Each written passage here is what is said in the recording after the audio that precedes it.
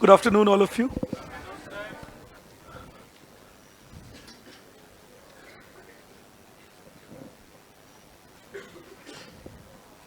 No, subtract it, Venkatesh. 6.2 minus 2.2 is 4%. Do it like that. All right? Just take my words for that for the time being, but do it like that. Better quality capital means good quality machines available. All right. And good afternoon, everybody online too. When will the class start? It has started now, Jagrati. All right. Okay, let's see. I can understand the anxiety of online people, offline too. So I normally try not being late in the class unless something extraordinary happens.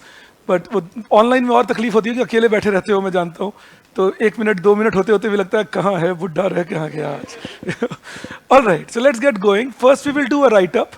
If you recall, yesterday we were talking about 1980 to 1990 service sector, where I had made you write 3-4 points, but I'll make you write a little bit more so that we can have 150 words on that event. There's just one thing that many of you have been asking me on messages and all. So I just wanted to clarify that when I say minimum economies of scale, the meaning of that point was that government said that if we are permitting you to produce 100, earlier they were allowed to produce 10% more. The capacity creation should be 10% more.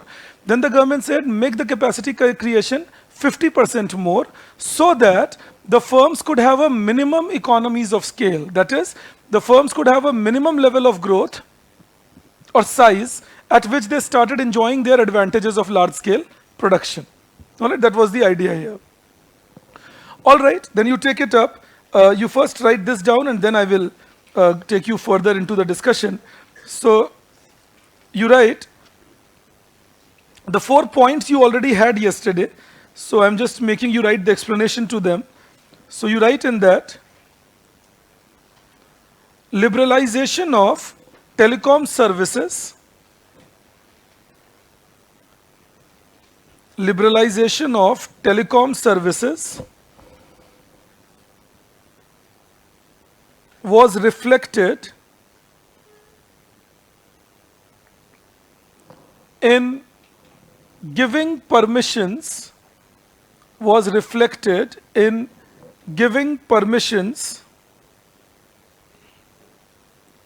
in setting up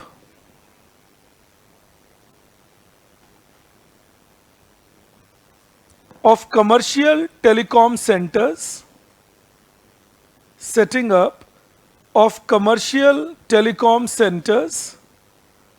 Commercial telecom centers are those STD booths and ISD booths that were a big feature of India in those days. All right, 1980s, 1990s. If you go anywhere, there would be all those telephone booths which people would use to call up. क्योंकि tele density बहुत low थी India की, लेकिन ये STD booths बहुत काम आते थे. So people would keep using them times and again. In the same thing, you continue. This helped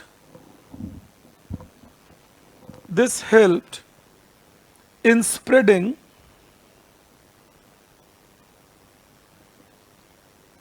telecom services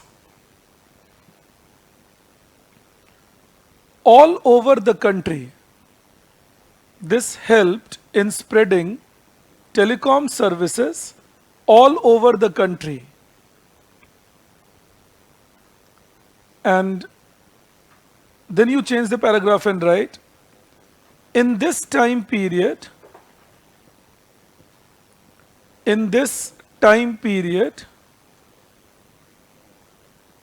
optic fiber cables, I can believe you understand optic fiber cables. They are used for long distance communication. All right, the communication को stronger बनाने का तरीका. In fact, the internet revolution that India could have later, and even the mobile phone revolution that we could have later, a lot of it is because of the optic fiber cable work that we had started doing in 1985-86. All right, it was Rajiv Gandhi ji's government which started this OFC. In fact, many people had ridiculed him in those days that why are you laying these optic fiber plants when your telecom industry is not well developed. But then he kept working on those optic fiber cables even within the sea. The OFCs were laid, and that gave us a lot of width when it came to actual telecom development in India. All right, so the infrastructure was ready. Pre idea was there. So you write optic fiber cables. Could you tell me the line I said? Yeah, optic fiber cables were also spread were also spread to provide faster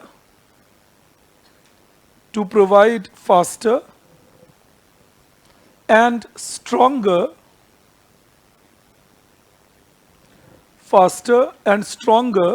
telecom services.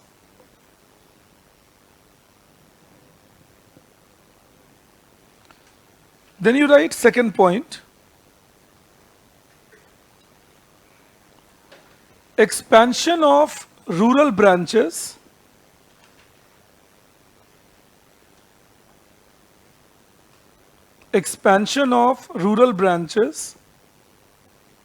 and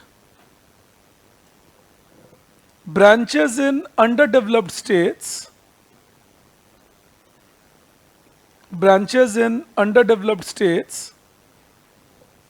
was at more than 15% per annum,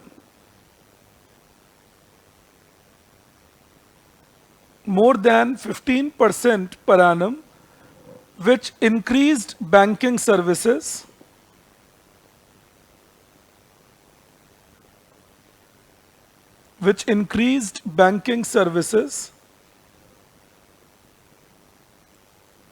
and also contributed indirectly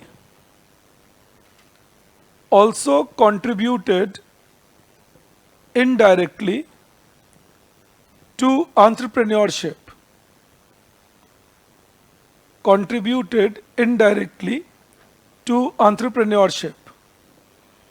In the same point you write, the government also liberalized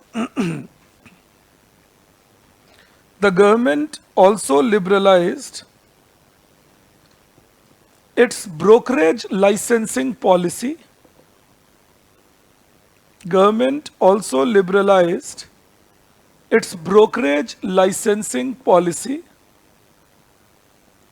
For stock market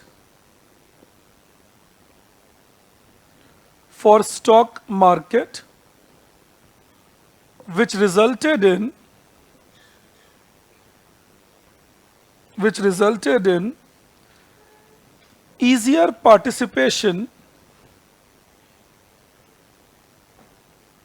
for traders. Full stop.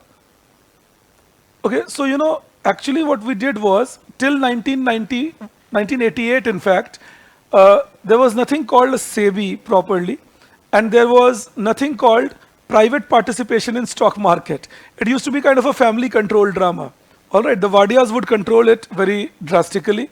Bombay dyeing, जो लोग own करते थे, and they would decide who has the license or who will get the permission to do stock trading. And this stock trading would be a lot of fixed match, very few players, very few participants, and brokers will be allowed only when the brokerage association gives you permission. In 1987, the government realized that all this is leading to a lot of corruption, and all this is leading to lack of valuation of companies. More importantly, what is the role of stock market? Imagine. The role of stock market is that it allows people to raise fund from the market at a cheaper rate. कि आप अपनी company चलाइए और बोलिए मैं partnership दे रहा हूँ. You are running a company and you say take partnership in my company and raise your fund. That was the basic idea of a stock market being run. India was deprived of that. So our capital market was not well developed at all. If you needed fund as an entrepreneur, you were severely dependent on government run banks. So government said, okay, to promote entrepreneurship, we will establish SEBI, Securities Exchange Board of India, and we will allow new brokers to enter stock market, and the whole licensing procedure will be made simplified. Of course, since we were not well prepared in the beginning, we had the Harshad Mehta scam, because the new brokers came in, but the regulation was missing, and SEBI did not have teeth, the power to penalize. So we had the Harshad Mehta scam, of course. But then, thankfully, after that, we learned our lessons, we strengthened the rules, but more importantly, we kept liberalizing the stock market. Today, if you see, as common people, even me and you can directly buy from the stock market. It was unthinkable 25 years ago in India. That I will buy directly from the stock market. But what does all that do? It creates more valuation, creates higher brokerage, results in more participation, and increases the value of service sector. All right, that started happening here. And then in the same point, you write one more thing. Computerization of banks, computerization of banks in 1989, computerization of banks in 1989 further contributed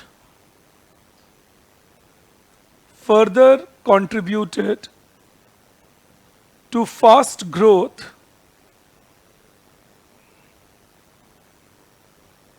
of banking sector, because you know it increased the efficiency of banking in India. Information spread was quicker. All right, computers will mean, or what they meant, that a lot of computation could be done better, lot of record keeping could be done better. All right, जो पहले जो records नहीं रखे जा सकते थे वो रखे जाने लगे, जैसे कुछ नहीं तो एनपीए के रिकॉर्ड्स, कौन से अकाउंट में क्या हालत है वो records. Gradually if you some of you might be knowing also that we gradually shifted to what was called core banking solutions, which meant that if you have your name registered in one bank and if you have your account in some other bank, you will be identified. And all these are the stepping stones that we computerized, then we shifted to core banking, then we shifted to know your customer, KYC norms. So all that helped in curbing black economy a lot in India. Otherwise, I could have had 4 accounts, I could take 4 checks from 4 people and make merry. एक account में मेरा नाम होगा VIBHAS Vibhas, बस इतना ही. दूसरे में नाम हो जाएगा विभास झा, तीसरे में नाम हो जाएगा VIBHASH विभास, यू नो. तो ये सारे नाम रख के मैं अपने 3-4 अकाउंट खोल लूंगा और उसके बाद इन 3-4 अकाउंट में अलग अलग पैसे जाएंगे और वेरीफाई करने का कोई तरीका नहीं था कि ये सेम पर्सन है. So this used to be a case very often earlier. Now gradually with computerization, core banking, know your customer, we have been able to identify, and with Aadhaar linkages and all, we know that you can't have a fake name bank account because your bank account will be linked to your identity proof. So these are improvements in India in the last 25-30 years that we have had. Yes, yes.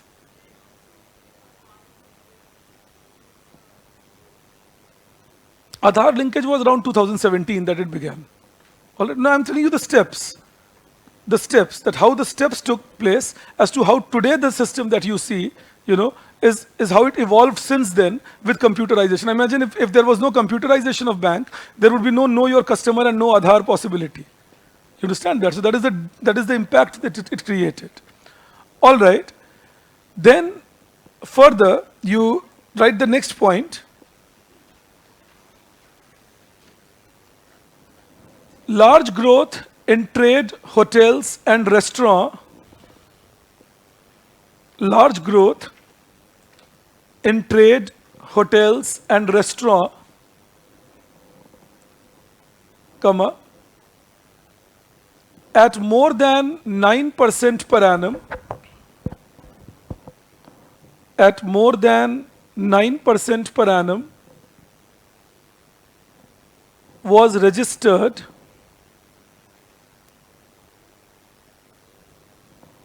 due to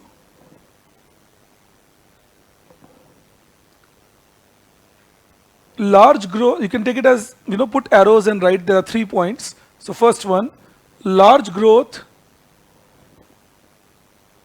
in external trade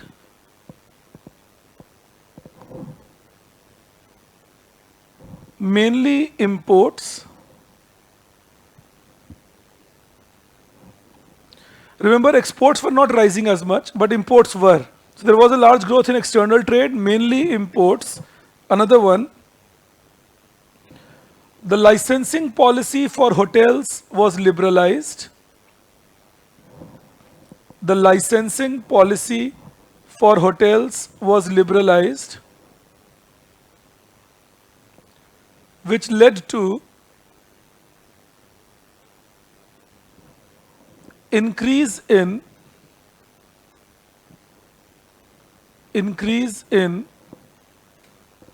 hotels and restaurant business.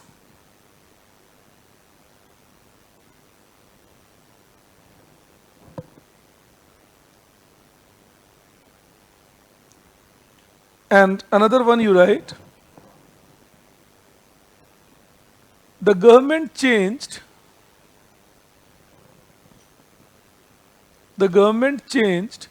land use policy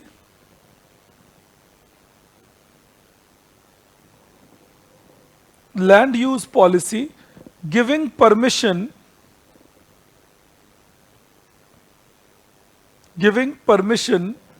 to setting up of restaurants even in residential areas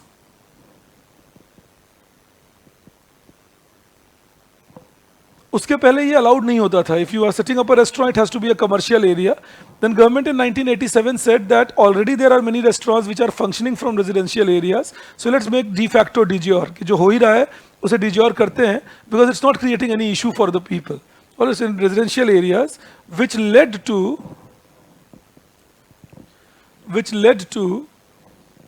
further use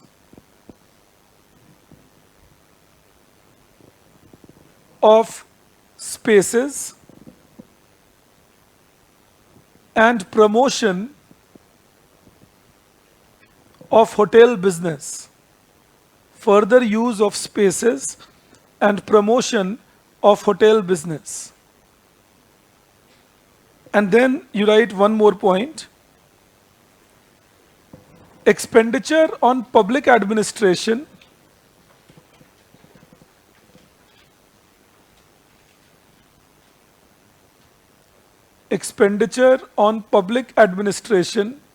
increased by 21% per annum,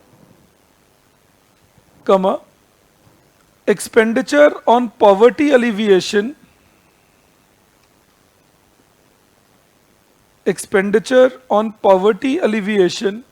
increased by 15% per annum,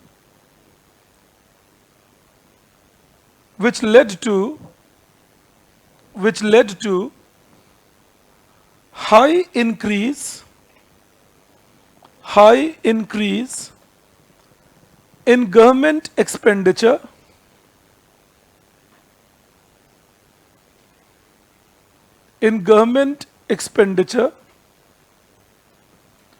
and therefore showed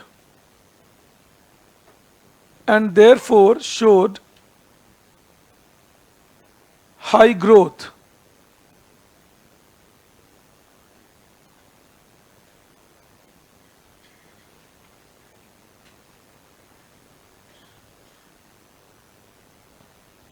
All right. See, few things first, then, so it all looked lovely. All right, that is one thing. एक सवाल आपके एक मित्र पूछ रहे हैं कि अगर अलग अलग बैंक अकाउंट होगा तो क्या होगा if the people have if same person has different bank account in different names. Well, if I have a different bank account in different names, I have different identities. Now imagine if I have multiple identity, I can easily commit frauds. Understand that. You know, I need to have a singular identity when I am identified by the financial market. मैं आपसे विभास झा के नाम पर loan लेके चंपत हो गया और विभास झा के नाम से एक दूसरा अकाउंट खोल लिया, आप मुझे ट्रेस भी नहीं कर पाएंगे. So multiple identities are always dangerous, whether psychological or physical. You know, always keep it in mind. So singular identities help, but that is the challenge you have. And so now I'm coming back to my question that I was raising. So the question that we are raising is that base effect could have been a factor, Kashish, but not a major factor.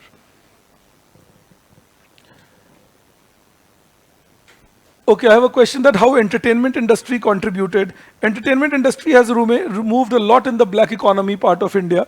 So their contribution is, it's not that their contribution was tremendous in 1980s. It was a normal contribution. In fact, if the contribution of entertainment industry has increased, it has increased post the internet revolution in India. You know, with more broadcasting and more television channels, with cable television and all, and dish antenna revolution, then the entertainment industry has changed quite a bit. Always remember, entertainment as an industry thrives more as people become rich. जब लोग अमीर होते हैं तो तब अय्याशी आती है. ठीक है, तो अयाशी तभी आएगी जब जेब में पैसे हैं. पैसे आए धीरे धीरे 90s के बाद. So then entertainment was looked into. All right. Now I'm coming to my question that I was trying to raise. That it all looked nice. We were growing at 6% and 5.8%, overall 6% in 80 to 90. Service sector was doing okay, industries were doing okay. And then 1991, we have a collapse. All right, it was a bad collapse to face. But again, understand, good things don't happen in 5 years, 10 years, 15 years. And bad things don't happen in 5 years, 10 years, 15 years. They happen over 5 years, 10 years, 15 years. Understand that. ना तो आप 2 साल, 1 साल, 4 साल के अपने गलत काम से नीचे आ जाओगे और बहुत ज़्यादा, ना आपके 2 साल, 1 साल की मेहनत से बहुत ऊपर चले जाओगे. You got to keep doing it year after year, as a nation, as an economy, even as an individual. And then maybe after 15 years, suddenly you will look back and say, oh, I have changed my whole structure in the last 15 years. But it doesn't happen over a couple of years. So similarly, India's bad economic policies started taking shape around mid-60s, became quite dominant by mid-70s. By 80s, we tried changing them a little bit, but the political control and ideological control was very high, so we didn't change them much. And then finally in 91, we had a crisis. Understand that. मैं फिर repeat करता हूँ कि जब आप 15-20 साल मेहनत करते हैं, तब जाके अच्छी चीज होती है लाइफ में, और 15-20 साल मेहनत करते हैं तब जाके बुरी चीज होती है. जब वो होता है तो हमें लगता है अरे ये तो सडनली हो गया. वो बिल्डअप कर रहा था, आपको वार्निंग सिग्नल्स मिल रहे थे, आप नहीं देखना चाह रहे थे. Understanding is that if we were going 14 times to IMF between 1958 to 1991, it was the warning signal that we are not doing well when it comes to external front. If we were one of the largest borrowers in the world, World Bank, IMF, etc., by 1986 itself, it was a warning signal we were not doing well. The bad recession of 1979-80 was a signal we were not doing well. Expenditure-led growth, that also government expenditure-led growth, based on high fiscal deficit, was a signal we were not doing well. So understand it like that. हम जल्दी में होते हैं निर्णय लेने के. आप समझिएगा मेरी एक बात. जैसे अभी परसों एक आर्टिकल आया हिंदू में जिसमें उन्होंने PLI स्कीम को इवैल्यूएट किया. अब मैंने आपको PLI नहीं पढ़ाया है तो मैं उसके ऊपर ज़्यादा नहीं बोलना चाहता. I won't be speaking much because I have not taught you PLI. But if you look at that article, the one reason I object on such articles is you can not count your chicken when the egg has not even hatched properly. PLI has been introduced in India in 2020-21. The first time a budget was declared for PLI was 21-22, and the implementation has started only from 22-23 because 2021 and 21-22 have been bad COVID pandemic years. Especially 2021, followed by the first quarter of 21-22 when we had the Delta variant. So effectively, the implementation of PLI has been 1.5 years in making. And we are reaching conclusions already. It is successful, it's a failure, whether it's doing good. That's immature to say the least. It's sorry that Dr. Rajan is involved in this. But I expect him to be more mature and be the saner voice in the system. But maybe the politics is getting the better of him, I don't know, to be honest. I have a lot of respect for him, but end of the day, it doesn't make sense. I mean, as an economist, if you ask me, sir, what is the condition of PLI? Well, wait and watch another couple of years at least as to how it goes. One line that I surely agree to is that only PLI cannot get you manufacturing success. That I fully agree to. That only PLI cannot get us manufacturing success. We will need to do labor market reforms. We will need to do labor skilling. We will need to do capital market reforms, land market reforms. We will need to do intellectual property right reforms. So we need to do all that. I fully agree. But having a judgment call on PLI, and that also amazing judgment calls. For example, we are doing very less value addition in India. We are majorly importing from abroad. Well, what's the hassle? I would like to know one commodity, forget anything else, which is a part of global disposition and is produced singularly in one country. These are days of supply chain revolution. There are multiple supply chain. I mean, Chinese effectively don't recognize Taiwan as a separate country, and Taiwan is one of the largest exporters to them of many products, including semiconductors. और कहने के लिए कहते हैं मैं Taiwan को country नहीं मानता। तो इंपोर्ट किससे कर रहे हैं फिर, जो नहीं है उससे? So that is how the world has become. No country can claim that we are producing 100% of the product, even 60% of any product. Products are produced at multiple spaces, and then they are assembled at one space. If somebody says we are only assembling, that's pure falsehood. There is a Samsung Electronics Center in Noida, which is not assembling, it's manufacturing the mobile phones, ranging from the sets, including the batteries, including the chips to be put into that. They're manufacturing it. Why are we lying in plain clothes? अपने ही देश के बारे में झूठ बोलने की क्या जरूरत है? मोदी जी से आपत्ति हो सकती है लोगों को, मैं ये मान सकता हूं, पर देश के बारे में झूठ क्यों बोले कि नहीं मैन्युफैक्चरिंग तो हो ही नहीं रहा? क्योंकि एक बहुत सिंपल कंसेप्ट है इकोनॉमिक्स का, जो मुझे उम्मीद है आप में से 99% लोग जानते होंगे, क्योंकि मैं विश्वास रखता हूं कि आप एनसीईआरटी पढ़ कर आए हैं कम से कम। Value addition, if I am buying inputs worth 100 and I am producing output worth 120, I have added value worth 20. And you can't say that you didn't do anything with that 20. I created a value worth 20. You can't tell me, look, you imported worth 100, you produced worth 20, which means there is a loss to the country. Is that sensible, you think of it? So I'll teach you PLI, and I will tell you the real challenges of PLI. Unfortunately, in all this rigmarole, we don't look into the real challenges of PLI. PLI has some clear and present dangers. उनके अपने issues हैं, but this is a red herring according to me. You know, this is not suitable to say that, first of all, again I repeat, judging PLI so soon. But even if I'm judging it, if I say value addition is not happening, well, even if an Apple phone is creating 15% value in India, say even 10% value addition in India, in the assembling process and the basic manufacturing process, that will mean 1,50,000 rupees phone, 10% value done in India, 15,000 rupees worth of phone produced in India, and when Apple produces 2 crore such phones in India, that's a decent 30,000 crore rupees. And do we want to say we don't want it? I mean, if we say we don't want it, that's a big question mark on the acumen of the person saying it. You know, we should be careful that the subsidy we are giving under PLI should not become higher than the value addition happening in India. That is a big concern we should always have. That we should not give more subsidy under production linked incentive scheme compared to the value addition they are doing in India. But if they are adding 10%, 12% value in India and they're taking 4% subsidy from me, I'm still having an 8% benefit on a net basis. So just thought I will inform you about it. I'm not at all saying that the challenges will not happen in PLI, or PLI alone can solve things. I'm only saying that there are two extremes we are living in. So when Mr. Ashwini Vaishnav, the Mighty Minister, when he says that India is producing mobile phones worth 300 crore, he's lying. That's not true. But similarly, if somebody like Dr. Rajan, and he has such an acumen, if he says that no value addition is happening, or no production is happening, or very less manufacturing is happening, unfortunately, he's wrong too.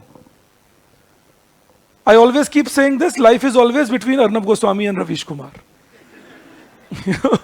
तो हमेशा जीवन को इन दोनों के बीच में ढूंढोगे, right? ना अर्नब गोस्वामी जीवन है ना रवीश कुमार जीवन है, इनके बीच में है कहीं। तो वो देखना जरूरी होता है कि बीच में कहां पर है, नहीं तो हम एक के भक्त बन जाते हैं और फिर हमें लगता है वाह यही तो है जर्नलिस्ट, बाकी तो सब पत्तलकार हैं, यही पत्रकार हैं। लेकिन वो बोल रहे हैं जो मैं सुनना चाहता हूं, तभी मुझे लग रहा है ये सही है।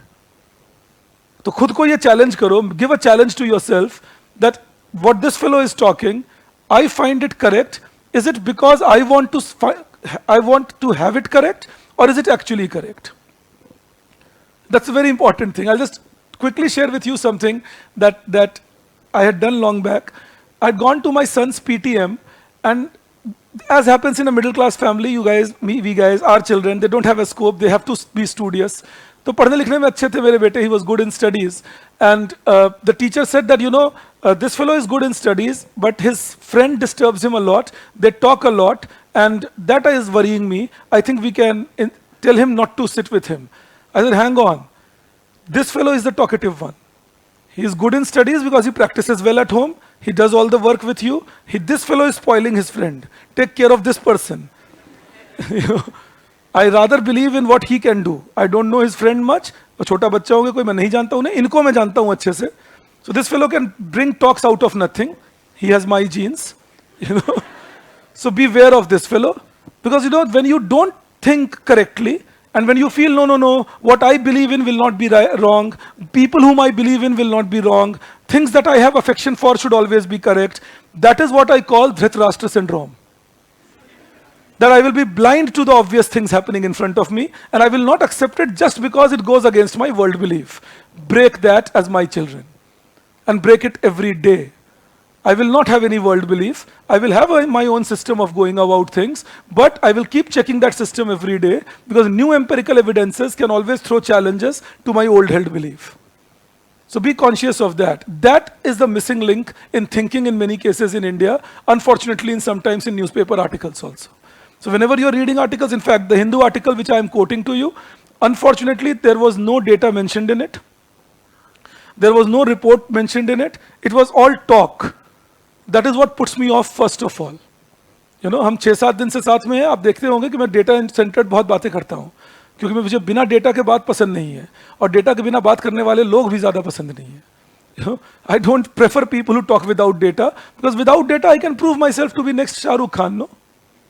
And I will prove you to be the next IAS officer. So that is where data comes in. It's very important. In fact, yesterday night I was talking to 2 of your seniors, I can use the word. They are both IAS officers now. So they had come to visit me at Next IAS. They are posted now in Delhi. It's their first posting, both in Agmat Cadre. So they had come to visit me. So I was telling them this, that now you guys are fulfilling the sample space of people who are officers, because till now you were only potential. और जब तक probation चल रहा था तब तक भी मैं डरा हुआ था, पता नहीं तुम लोग क्या पी के क्या हरकत कर दोगे. तो अब तुम पक्के नौकरी में आ गए हो, रिमेन रिस्पॉन्सिबल. ऐसा कुछ मजाक चल रहा था. Of course when you qualify and you do well, it's always a very pleasant thought in the mind. So I was just joking with them, and they are wonderful people. In fact I have requested Rakesh if he can someday come and talk to you. Both of them have economics optional, but one of them is leaving day after tomorrow. His training is in some other place, but another one will stay here. I've requested him, hopefully in some days, maybe on a Saturday, because Monday to Friday he has job. So maybe on a Saturday or something, I will get him to talk to you. Because when people are after their training, and Rakesh is one of the better ones whom I have taught, because he's most importantly, he's honest. He talks what actually happens. Otherwise, believe me, I've seen people talking something else after they qualify. कि qualification के पहले कुछ और बात कह रहे थे, qualification के बाद कुछ और ही बोलने लगे अचानक. कुछ लोगों ने तो मुझे इतना सरप्राइज किया. Some people have surprised me to the extent that before going for the toppers talk they were talking something else, in the toppers talk they talked something else.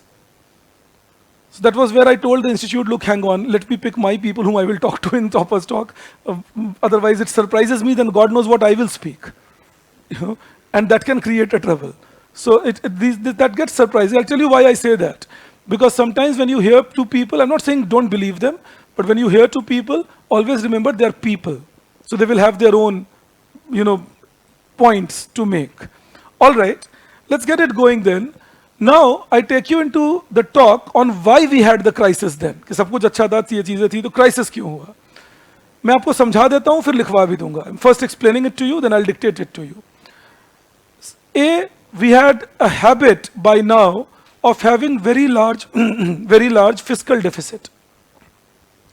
And that large fiscal deficit meant that government borrowing requirements will be high. I can believe all of us understand that fiscal deficit is the borrowing requirement of the government. Now the central government and state government borrowing requirements were more than 12% of GDP by 1990. That meant huge borrowings, and these huge borrowings were putting pressure on the financial market. What kind of pressure on financial market? Interest rate will start rising because liquidity will be reduced. You understand that? Okay, in case you don't, I'll explain something to you. Keep listening to me carefully. Normally speaking, you will need income to be equal to expenditure as a circular flow theory. All right? In a circular flow mechanization, we will need income to be matching the expenditure. So I will need income to be equal to expenditure in a circular flow system. Now my income, what I can do is I can do consumption with it. I have to pay taxes out of that, and I can save the rest as a household in an economy. If I am a household sector person, individual, then that individual can consume, pay taxes, and save the income.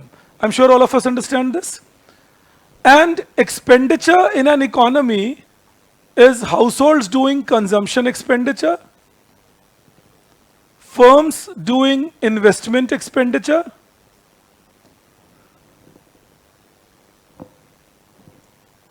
government doing consumption and investment expenditure, and net exports. This is expenditure on goods and services produced in the domestic territory. This is expenditure on goods and services produced in the domestic territory. How? Consumption is all expenditure on consumer goods done by households. Investment is all expenditure on capital goods done by firms or households.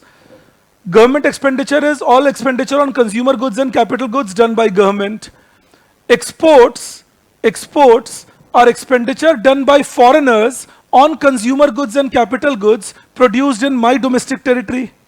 All right, I repeat myself. Exports are expenditure done by foreigners on all goods and services produced in my domestic territory. But then, the way I export to the world, similarly, my consumption expenditure can have an imported commodity. And my firms can buy an imported machine. And my government can buy an imported tank, tractor, etc. Which means imports enter CING. You understand that? So how do I negate it? Because imports are not commodities produced in my domestic territory. Imports are commodities produced abroad. So obviously I won't count them while counting expenditure on commodities produced in my domestic territory. So what do? I subtract imports to remove their impact from CING. If I subtract import from export, that is what we call net exports. I hope we can understand this. So now, consumption is on both sides, we get rid of it. But think now, I have private saving plus tax minus government expenditure, and that should be equal to investment plus net exports. I did this, I took G to the other side. कर सकता हूं ऐसा? अब कुछ बोलता हूं, ध्यान से सुनना. I'm saying something, be careful. This is saving by private plus saving by government. If taxes are more than government expenditure, then that will mean fiscal deficit is negative, no? You understand that? That means government has a fiscal surplus. If taxes are more than government expenditure, it will mean government has a fiscal surplus. Savings of the government and savings of the household. Now think, if savings by households and firms plus savings by government, that is total savings in the economy, is more than the investment requirement of the economy, I will have the surplus which I can use to do net exports. How? Because I will have the money to buy it. I will have the investments to do abroad. You understand that? What is the moral of the story then? If the domestic resources are good enough to meet domestic requirements, then I will have a surplus to meet the foreign exchange shortage. Do I believe I reach you on this? This equation is a reflection of dual gap analysis. What is the dual gap? Dual gap is, if I keep listening to me very carefully, dual gap is if I don't have enough domestic savings to meet my investment, that means I don't have enough resources to meet my requirements, which will mean I will have to import. And how do I pay for import? In terms of what? Foreign exchange, and I don't have that too. So I have a dual gap. Gap between saving and investment, which creates the gap between export and import, leaving me with domestic shortage and foreign exchange shortage. Do I believe you are clear on this? I am again repeating everything. In case you missed something, try understanding. I am saying that if I have income, एक और मेरा suggestion है, वैसे मैं जानता हूं आप लोग सिंसियर हो और सीरियसली पढ़ते हो, पर मैंने एक चीज नोटिस की हमारे ग्रुप पे that sometimes you are asking for explanation at 4:20, 4:30, 4:40, 4:10 when the class is going on. What worries me is when you are typing something which is around 50 words, when I am speaking, then surely you are not listening to me because you are not that talented. You know? So that worried me. I just thought I'll share it with you. A better idea will be, I see that your group is developing wonderfully. You guys share your notes with each other, which pleases me a lot. It actually makes me very happy. It tells me that people are there who are willing to help each other. You are answering each other's queries. So I actually am enjoying your group, to be honest. So I just thought I'll just highlight it to you that if you are typing in the bit in between of the lecture, whenever you're doing it, you may surely miss something that I asked, and sometimes it might become your next question. And then you are in a bad catch-22 situation. तुम अपने सवाल group पे पूछने के चक्कर में मेरी बात सुन नहीं पा रहे और उस चक्कर में सवाल पे सवाल ग्रुप पे दाग रहे हो, जबकि उन्हीं के जवाब मैं क्लास में दे रहा हूं. आपके कोई मित्र जो मुझे क्लास में सुन रहे हैं अपने पूरे इंटेलिजेंस के साथ आपको जवाब दे रहे हैं. तो ये समझाना चाह रहा हूं that my suggestion will be wait for the class notes to be uploaded. If you are an online student, you will have the accessibility to video anyways. Even if you are an offline student, generally speaking, I'm sure you are not typing from the middle of the class, but generally speaking, internalize the theory first. The best way to study, as a coach, I'm suggesting this. Listen to your teacher when the teacher is speaking, and listen entirely to what the person is saying, whether you agree or disagree, but entirely to what the person is saying. Note down whatever the person says relevant on your side, and whatever I dictate anyways. And then go back home, read through that once, read through that twice, then mark those points which you did not understand, and believe me, you will never have more than a couple of queries. Because you would have understood yourself around 95% of the things. But you know what? Why am I insisting on that? When we understand ourselves 95% of the things, then we never forget them. Most of the subjects where I felt I was very strong in my student life was where my teachers were not that good. Because then I had to sit down and do it myself. And when I did it myself, I always knew it. So in that case, please take care. Just a suggestion that in the classroom, if possible, keep listening with all coherence. And then maybe after the classroom, you can always ask from each other. But there also see through the notes once. Check what are the points creating trouble for you, and then ask. So that asking part should begin sometimes around 2 hours after the class. And you will see that you will be able to minimize your time spent on social media. I know I'm lecturing like a typical old man, which I have become, but I need you to consciously understand this. Believe me, it will give you a lot of efficiency. I just thought over that yesterday night that if this you can do, will give you a lot of efficiency. But anyways, coming to this, again, if you might have missed something, by circular flow theory, we know that whatever income is earned in the economy will match the expenditure done in the economy. What does that mean? Income earned by households in terms of rent, wage, interest, and profit will match the expenditure done on goods and services produced in my domestic territory by the same households. All right, that is the first thing I told you. Now, income earned can be used for consumption, paying tax, and saving. ये income का usage है. Macro सोचना है, micro नहीं. The whole economy, not individual. So I will consume, I will pay taxes, and I will save. Expenditure can be done by households, firms, government, and external sector, which we wrote as consumption, investment, government expenditure, net exports. We take net exports because exports are the expenditure done by foreigners on goods and services produced in my domestic territory, while imports are the expenditure done by our people on goods and services produced abroad. But we are interested in finding out the value of goods and services produced in my domestic territory. That is why we add exports and we subtract imports. Then I cancelled consumption both sides. I took government expenditure from this side to this side. I call this private savings, and I call this fiscal surplus.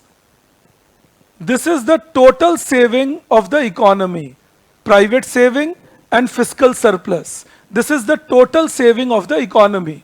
जो पैसा सरकार ने बचाया, जो पैसा house hold बचाए.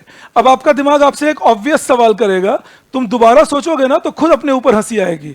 अगर ये टैक्स कम हो गया गवर्नमेंट एक्सपेंडिचर से तो डेफिसिट हो जाएगा. इसमें कोई रॉकेट साइंस थोड़ी है. बट देखना कभी कोई माइंड में आएगा, फिर इमीडिएटली मन करेगा, ए बताओ कम हुआ तो क्या होगा. वो भी कहेगा क्या बातें पूछ रहे हो, डेफिसिट होगा. आपके जनरेशन में एक अच्छी बात है जो हमारे जनरेशन में नहीं थी, कुछ लोगों में शायद नहीं होगी. आप लोग एक दूसरे की खाट खड़ी नहीं करते ज्यादा. हमारे जनरेशन में सीधा इज्जत उतारते थे. सीधा. टीचर्स नहीं, अपने दोस्त ही. ये क्या कह रहा है, ऐसे की बातें कैसे सोच रहा है. तो हमें लगता था नहीं, 2 बार खुद ही सोच ले पहले, नहीं तो पहली इज्जत तो ये साथ में जो दोस्त क्लेम कर रहा है खुद को वही उतारेगा. ये थोड़ा बचना चाहिए इस बात से कि सोचे तो दूसरी बार तीसरी बार. हुआ क्या, reason why I am insisting you और pushing you to think is because unfortunately they don't allow me in the exam hall and they don't allow mobile phones in the exam hall. So in your exam hall you will be all alone, left on your own to think on everything in front of you. So that practice has to begin now. That I should think on what's happening. So just insisting again, if tax is less than government expenditure, it will be government deficit, which will mean total savings of my country will be reduced by that much. All right.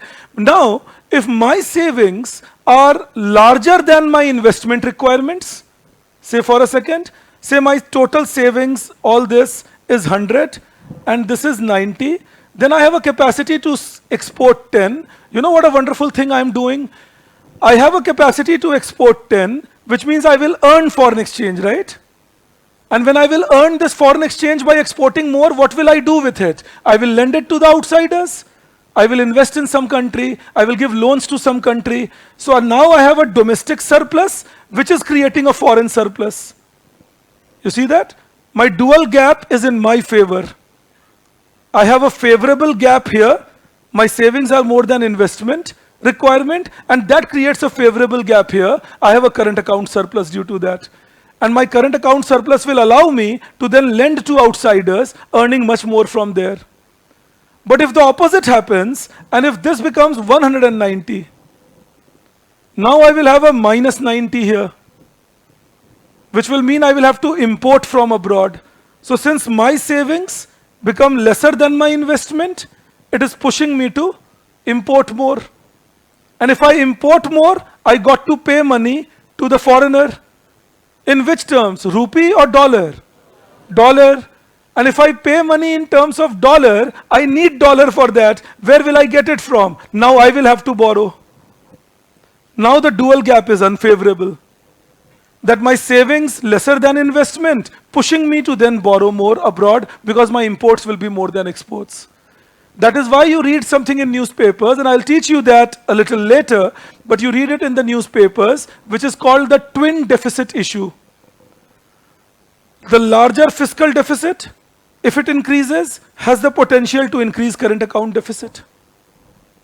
You understand that? अगर ये deficit बढ़ा, मान लो government expenditure ज़्यादा हो जाए tax से, if the government expenditure becomes more than the tax and this deficit rises, it has the potential to increase this deficit, no? So my fiscal deficit has the potential to increase my trade deficit or current account deficit. And that's a twin deficit issue that we face. So countries have to be very careful about their fiscal deficit because it has the potential of creating external disturbances also. Do I believe I reach you on the dual gap theory? The dual gap means gap between domestic saving and domestic investment will be reflected immediately and entirely in the gap in the external sector. I hope you are okay on this. All right. I'll take you into that, but now my idea was that is what happens. And that's exactly what happened for India. That this high fiscal deficit of India was not a one-year thing. We had been running high fiscal deficit for 9, 10, 12 years, and our imports were not good enough for our exports were not good enough to match our imports. Plus we had liberalized our imports. The dual gap was now compressing us. So I begin with my point again. I'll make you write this, don't worry. I begin with my point again. My point is, so if my country has high fiscal deficit, it is going to create a dual gap issue. Along with that, imagine If government borrows more from the market, if government borrows more from the market, will it leave more for the private sector to borrow or less for the private sector to borrow from the total savings? Less. The obvious impact is this equation again. If this becomes negative, that means government is reducing overall savings. And if government is reducing overall savings, then capacity to invest will become lesser, or liquidity for making investments will become lesser. With me on this? That will mean what? Will borrowings now become cheaper for private sector or costlier? Costlier, and that's crowding out. Because private sector will then feel, if I produce more and I borrow more, my cost of production is rising. So what will they do? They will then cut down on their production. Why will they cut down on their production? Because of higher government borrowing. I'm just repeating myself in Hindi. अगर सरकार ज़्यादा बोरो करेंगे तो जो savings हैं total वो कम हो जाएंगे, मार्केट में लिक्विडिटी की कमी हो जाएगी, और अगर लिक्विडिटी की कमी हो गई तो इंटरेस्ट रेट बढ़ जाएगा. तो जो लोग बोरो कर रहे हैं फैक्ट्री खरीदने के लिए, फैक्ट्री खरीदने के लिए, या जो बोरो कर रहे हैं से घर खरीदने के लिए, वो इन्वेस्टमेंट्स को पोस्टपोन कर देंगे या नहीं करेंगे. So investments will fall because of lack of enough savings for the private sector, resulting in investment getting crowded out by high government expenditure. Investment getting crowded out by high government expenditure. You understand that? This is the challenge that we face first up. And that was again an issue in India. अब एक बात और समझना. That doesn't mean all fiscal deficit got to be bad. If government is having a high fiscal deficit, but if the government is spending money on making roads, developing railways, skilling people, increasing electrification, improving communication, capital expenditure that is, then it will mean cost of doing business in the economy will become lesser. अगर सरकार खर्च करके road बनवा रहे हैं, railway develop कर रहे हैं, इलेक्ट्रिसिटी दे रहे हैं, then if I am a firm in such an economy where the government is spending and improving the capacity of road, railway, electricity, skill development, education, healthcare, then that will mean I will get better quality workers, I will get better quality infrastructure, which will reduce my cost of doing business and encourage me to invest more. And that is crowding in. But the problem is that will happen only when the government is spending on capacity building. But in 1980s, we have already discussed it yesterday, we were spending a lot on things like public administration, poverty alleviation, and even that expenditure was not actually reaching the masses for whom it was meant. That meant government expenditure was happening, but the benefits were not reaching the people, so crowding in was out of question. So we kept having our crowding out, compromising India's capacity to produce well. With me on this? That again became a cause of crisis. So high fiscal deficit creating this one. Second, when government expenditure is high, CIGNX, aggregate demand will be high. But supply capacity of India was not that high because of the weaknesses I just discussed with you. You know, infrastructure was not that well developed. Workers were not all of them trained. So the supply capacity was relatively lesser compared to the demand of India. Along with that, we were doing mismanagement of food. And that we have kind of continued till today, but taking you back to 1980s. So what were we doing? We will buy all the food from the farmers. We will stock it in the food grains. Now, there should be a release of that food grain during the time of inflationary system. We have conveniently forgotten that in many of the years. किसान से खरीदते समय में याद रहता है, हाँ ये खरीद के रखो, बाद में रिलीज करना है. जब वो रिलीज करने का टाइम आता है वो याद ही नहीं रहता. So the inflation goes on in the country, food inflation, and the action that should be taken, that is releasing food grains into the market, get delayed or sometimes don't get taken, creating food inflation, and due to investment falling, you know, the supply capacity was getting compromised. So that was further creating a long run issue of less supply and higher demand. So inflation in India in 1990 was above 11% for CPI industrial workers, that is urban inflation. That was not all. I'll tell you one more reason that was happening. We had a bad habit, thankfully we don't have it anymore. We had a bad habit of printing money to meet our expenditure. All right, government would do that. We would have ad hoc treasury bill system. We would print our money, meet our expenditure. I'll teach you the business when I'm teaching you money and banking. But for the time being, you take my words. सोच लो कि ठीक है, responsible आदमी दिख रहा है, सच ही बोलेगा. All right? और ये क्या सच्चाई थी आपको मैं समझाऊंगा अलग से. I'll teach you what was the truth behind it. But we had a bad habit of printing money to meet our expenditure, which meant that we continuously kept printing money to meet our expenditures, further pushing inflation upwards. Because with more printing of money, more circulation, demand will be high. Now, the records did not show inflation immediately because we grossly practiced administered price mechanism. So we would artificially keep the prices in check. We won't let people increase that price. But what was the other fallout of this? High black marketing in India.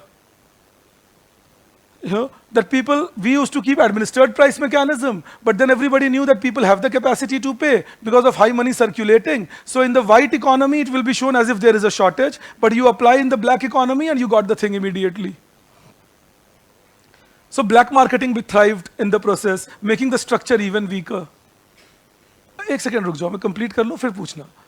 Another thing, apart from that, that was happening. So high fiscal deficit, discouraging investment, high fiscal deficit, resulting in poor structure of the economy, then high inflation, further damaging the structure of the economy. Now think, high inflation will mean high exports or low exports?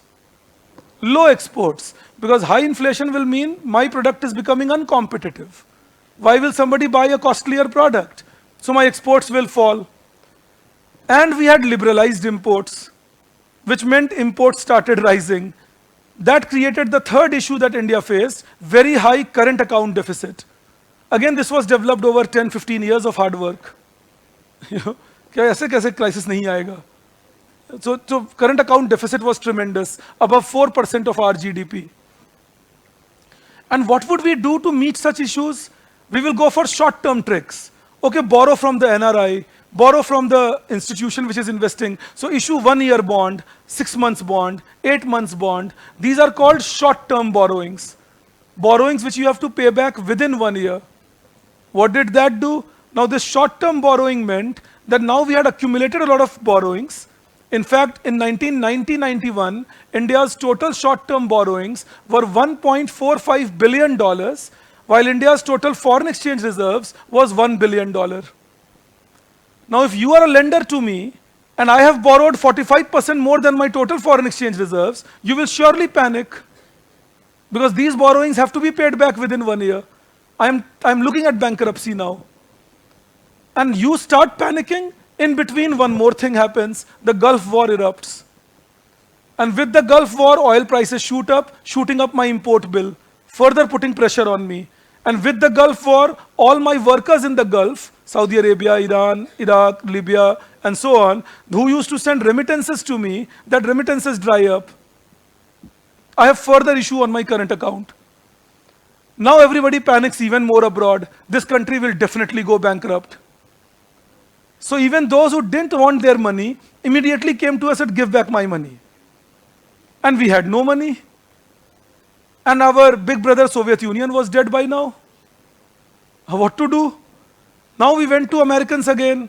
We thought like earlier they will help us through IMF loans. But they had become smart enough. They knew that which communism can they threaten us with now. They said, you negotiate with IMF, we don't know. So we went to IMF. And IMF said, we are putting some conditions. You fulfill these obligations, and then we release the loan. In between, the world was going to declare us bankrupt, that this country cannot pay. So what did we do? We pledged our gold, the gold of RBI, to Bank of England and Bank of Switzerland, took money from them to pay back our immediate creditors. Because otherwise we would have been declared bankrupt, because we would have defaulted on loans taken, which were guaranteed by the government. So we had to do this, and they rubbed our nose even more. Normally, when you take such loans from a bank, central bank of a country, they just see the certificate that whether your central bank has enough gold or not, and they release the loan to you. But in our case, they said, give us the physical gold, suggesting we don't trust you. You will take money from us and then siphon out the gold. Now we had to upload all this gold on an airplane, send it to Britain, send it to Switzerland, and then get back our money. This was quite humiliating.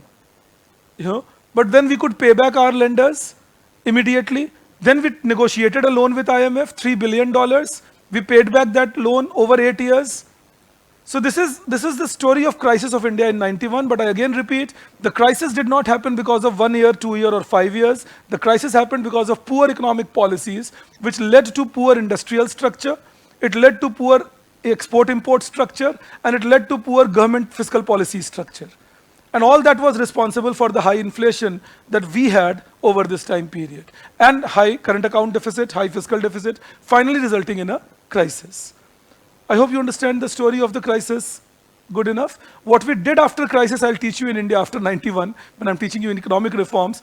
But again, I repeat, reforms have today given us that strength where we can negotiate with the world from that position. That we know that we are not dependent heavily on anybody else for foreign exchange and all. We have our own. So that is why we are sought after. But that discussion I'll do with you gradually as we go ahead. I had a hand raised.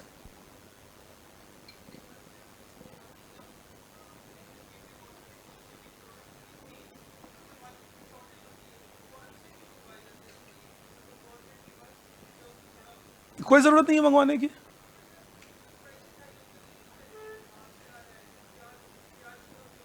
नहीं, प्याज तो सरकार के पास नहीं होता, ये उनकी गलती है. टॉप स्कीम 2018 में अनाउंस हुई थी, लेकिन प्याज अभी तक हमने ठीक नहीं किया सिस्टम को. जब मैं एग्रीकल्चर पढ़ाऊंगा एग्रीकल्चर इन इंडिया आफ्टर 91, मैं तुम्हें एक्सप्लेन करूंगा आजकल की दिक्कतें क्यों हैं. I will take you into all details in agriculture. But the problem is in vegetables and fruits, the supply chain is very bad in India. So wastages बहुत high हैं. So high wastages lead to shortage and supply chain management is weak. Storehouses are not yet well developed. Marketing is not well developed.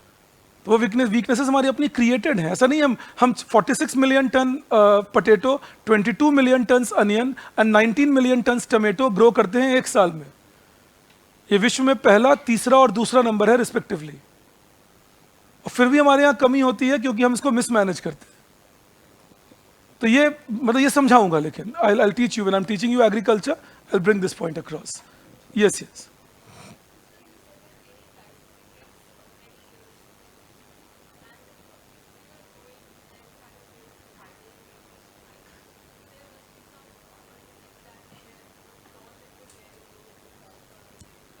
Absolutely. Imagine, again, I'm not meaning any disrespect. I'm a product of the same system. But ask yourself this question. Some of you can be your college toppers, etc. I used to be one. I topped this university all 5 years. I exist, no, not all 5. My D school first year, mein topper nahi tha. But otherwise, I was the topper all through in my life. But how much does the university actually teach us? So what is our structure after being a university graduate or a postgraduate? Economics कितनी जान रहे होते हैं हम? क्या सिखाया हमें? बहुत डिटेल में तो नहीं सिखा पाते. बारिंग फ्यू प्लेसेस अगेन, कुछ जगहों पे सिखाते हैं डिटेल में, बहुत जगहों पे नहीं सिखाते. हमारे कॉलेज लाइफ की क्या मेमोरीज हमारी होती हैं? इकोनॉमिक्स से ज़्यादा फेस्ट्स एंड स्पॉन्सरशिप्स. इस मेमोरी के लिए थोड़ी हम गए थे कॉलेज. मार्क्स तो बहुत हैं हमारे, लेकिन किसी के 9 CGPA होंगे, किसी के 8.5 CGPA होंगे. Good performance without a good structure. Understand that. Analytical power नहीं बढ़ाया, इकोनॉमेट्रिक्स सिखा दिए बिना कंप्यूटर के. You think of it, this is an economics optional class, I can take my liberty, but imagine like this, how can somebody teach me econometrics and project writing without a computer? It's like I teach you how to drive a car without a car. बेटा ऐसे first gear लगता है और तुम बैठो, gear भी नहीं है, गाड़ी नहीं है, बस बैठे हुए हैं. अच्छा ऐसे लगता है, ठीक है. I've asked so many people basic concepts sometimes when I take interview for MIT. And sometimes the basic concepts are missing, very basic concepts. They go missing. Because I don't fault the student at all. Nobody bothered telling them about it. Normal concepts like homoscedasticity का basic explanation अगर मैं मांगूं, बहुत लोग missing हैं. आज तक 90% लोग तो fail हुए कि homoscedasticity का मतलब क्या होता है, properly मुझे ग्राफ बनाकर समझाओ. एक वो गुजराती का ग्राफ सबने रट रखा है, ऐसे ड्रॉ कर देते हैं, ऐसा ऐसा डायग्राम दिखाने लगते हैं. इसका मतलब जब पूछता हूं, एट लॉस. इसका मतलब क्या हुआ? क्योंकि अगर सैंपल एक है और वाई हैट एक है, तो ये डायग्राम कहां से बन गया भाई? फिर तो y hat भी एक होना चाहिए और उनके बीच का एरर एरर। तो वेरिएंस एंड एरर कैसे आ रहा है अगर एरर कांस्टेंट है? Then the variance and error should be 0। आप भी सोचिएगा इसका जवाब, मैं दूंगा इकोनॉमेट्रिक्स की क्लास में जब आपको इंडियन इकोनॉमिक सर्विसेज पढ़ाऊंगा। इतने दिन नहीं रुक सकते सर, जान ले लोगे आप हमारी।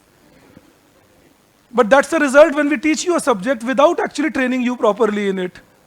And again, I repeat, I don't fault you guys, anybody for that matter at all, because not everybody will take interest to the extent that they will read everything and try going into each and every detail and try finding out. Well, the basic concern is the world is asking you how much is your marks.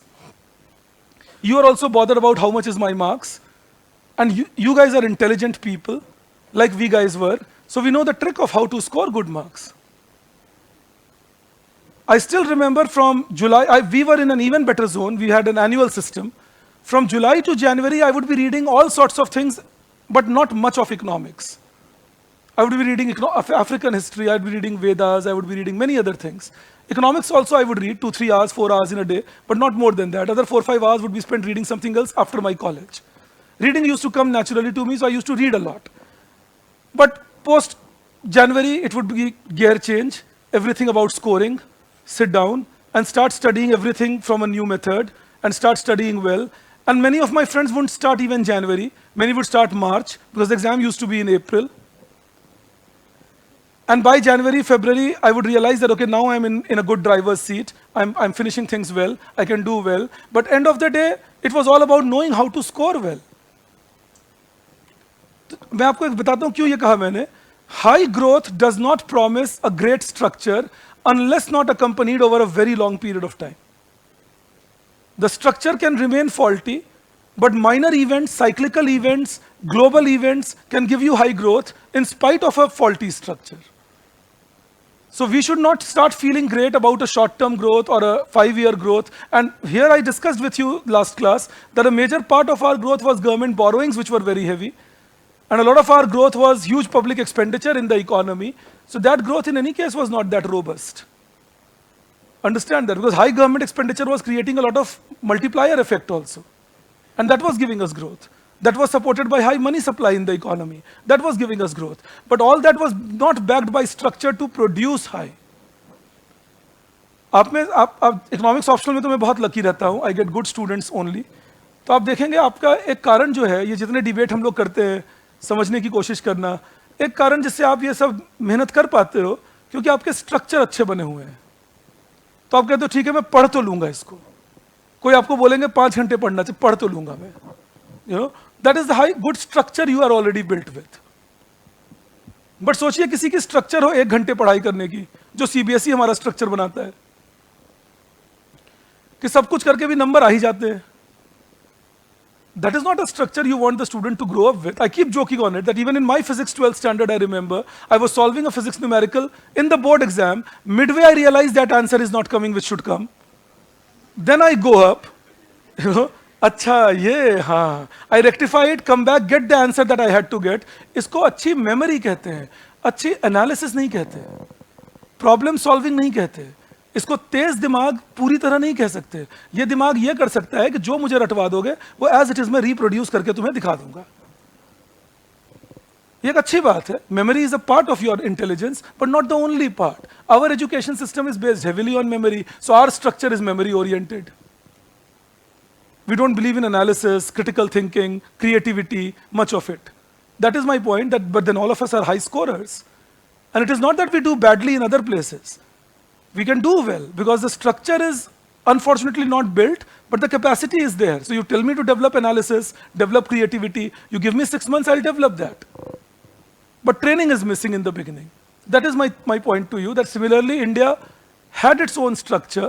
We had developed capital diversification, we had an industrial diversification, we had some skill development among workers, but they were not good enough to save India if a crisis happened. I'll give you an analogy to that also.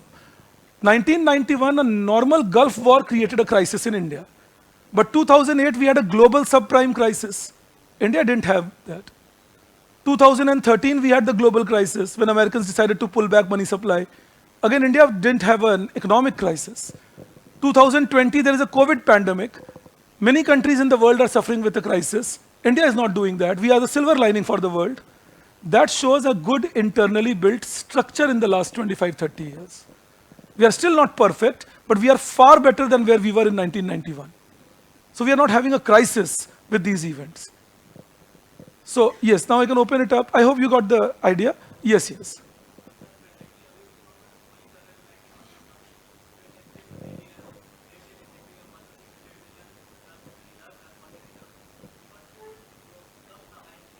देखो ये जो second बात तुमने कहा ना, इसमें एक major फर्क है. 1991 में फाइनेंशियल इन्वेस्टमेंट्स नहीं आते थे इंडिया में, फॉरेन डायरेक्ट इन्वेस्टमेंट्स नहीं आते थे. आज हमारे पास बीओपी सरप्लस है ना. उससे क्या दिक्कत है? अगर मैं अपने ट्रेड डेफिसिट के लिए पे कर सकता हूं, तब मैं क्राइसिस में नहीं जाऊंगा ना. समझ रहे हो मेरी बात? जो मेरा ट्रेड डेफिसिट है, मैं उसके लिए पे कर सकता हूं. 91 में फॉरेन एक्सचेंज क्राइसिस क्यों हुआ? क्योंकि हम पे ही नहीं कर सकते थे अपने डेफिसिट के लिए. क्यों नहीं पे कर सकते थे? क्योंकि ना कोई हमारे यहां इन्वेस्ट करता था, ना कोई हमें लोन देने को तैयार था. कितनी है? 70% ऑफ द जीडीपी. डोमेस्टिक या फॉरेन? किसने बताया तुम्हें ये? Majorly wrong. Majorly wrong. India's total foreign exchange, borrowings are $621 billion, which is 19% of our total GDP, out of which government's deficit is 3% of total foreign exchange. Economic Survey, Volume 1, Chapter 12, this year. तो देखोगे तो वहां मिल जाएगा वहां. ठीक है, chapter 11 sorry, वहां मिल जाएगा तुम्हें. तो फॉरेन एक्सचेंज रिजर्व से बहुत कम गवर्नमेंट की बोरोइंग्स हैं. जो major 82% of total foreign borrowings in India today are by private sector, not government's liability. ठीक है, so we are in a much more robust shape today than what we were in 91. No comparison. एक बात हमेशा समझ के रखो, तुम्हें एक 50-60 हजार रुपए की ट्यूशन करनी थी मेरे साथ, तो सोच विचार के खोज खबर लेके ही आए होगे, ऐसी मुझे उम्मीद है. कम से कम पढ़ाते कैसे हैं, ठीक है या नहीं, गड़बड़ तो नहीं होगी, देख लो भाई बीच में बेहोश तो नहीं हो जाएगा. सारी बात और करनी भी चाहिए. You must find out how am I doing, whether I am good enough. Imagine now for 50-60,000 rupees you did all this research. Are we expecting that foreign institutional investors who are putting billions of dollars in our country won't be making this research before putting money in our country? So if they are putting money in our country, they know that this country has the potential to grow better. As soon as they have any doubt, they start pulling out. You will see that very often. So remember, we are the silver lining at the moment. So let's not take that away from ourselves. You know, again मैं जानता हूँ ये election year है, तो लोग सोचेंगे मोदी जी की तारीफ हो रही है या उनकी बुराई हो रही है. मैं भारत की बात कर रहा हूँ. तो भारत तो एक सिल्वर लाइनिंग है विश्व के लिए अभी.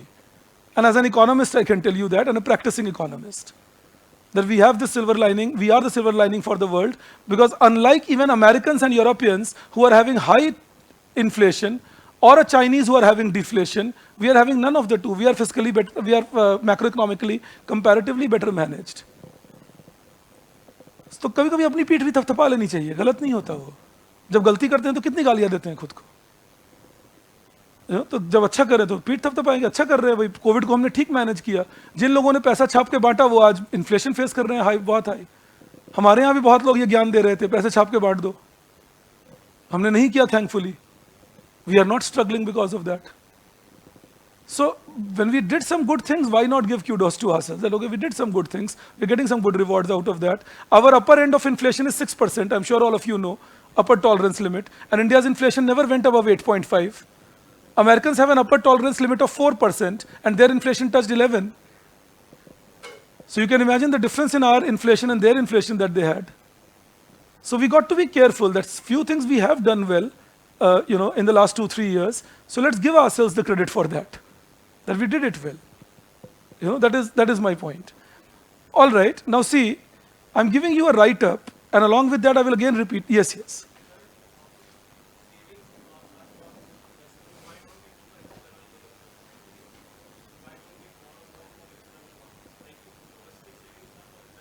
Yeah.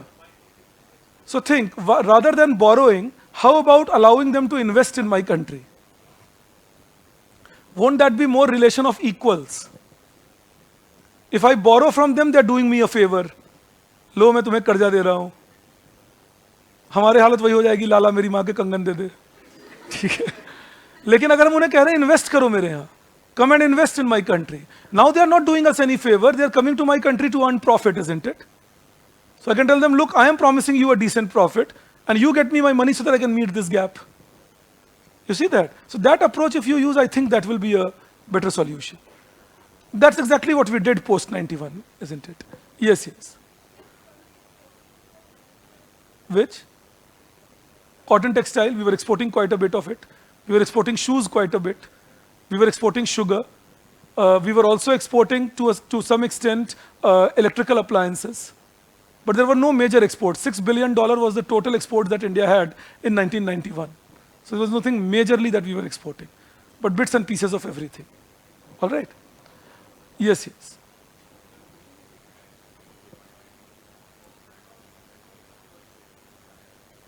So I will discuss with you. Will discuss with you that, but it was a mix of both.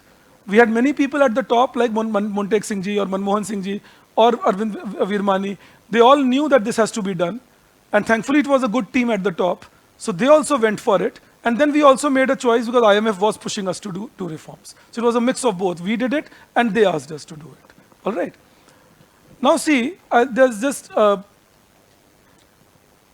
I will explain crowding in, etc., as I go further.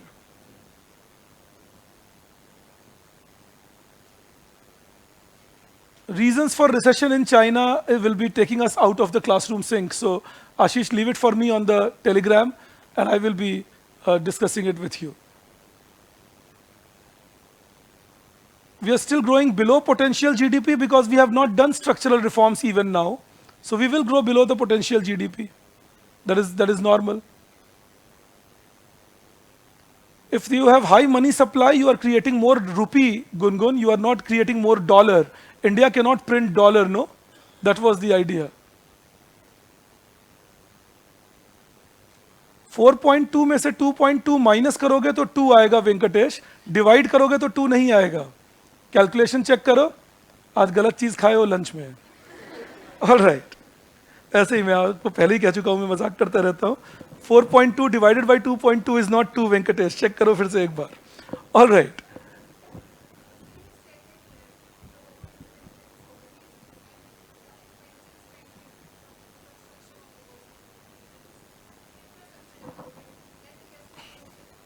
Yeah. No, the equation can only show it for given savings. But in real world, what happens? It's a dynamic world. It's a static equation. So if government spends more today, then that will mean it creates higher capacity in the economy, and that increases capacity to invest because the cost of doing business comes down. You understand that? That is what happens. Every government expenditure will have potential of crowding in and potential of crowding out. Now, what exactly materializes depends on what did we do. All right. You take this up then, you write, reasons for economic crisis, reasons for economic crisis of 1991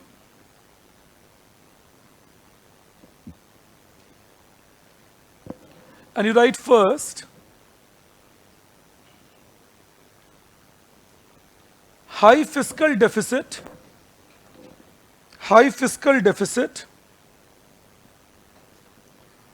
of both central, high fiscal deficit of both central and state government.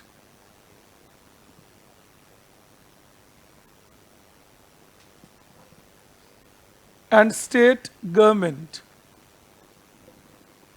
Put a dash and write fiscal deficit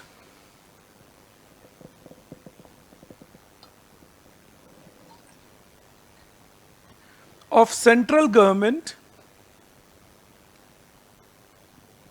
fiscal deficit of central government was 8.4% of GDP 8.4% of GDP in 1990, and for state government,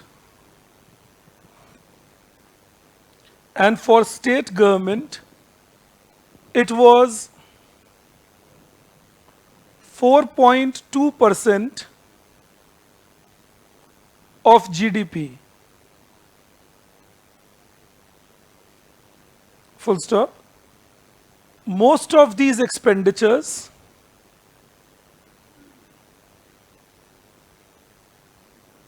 were on populist activities. Populist activities means the activities which are meant to please people but will not have a long-term significant impact. All right, so populist activities, Populist, populist activities, and for savings,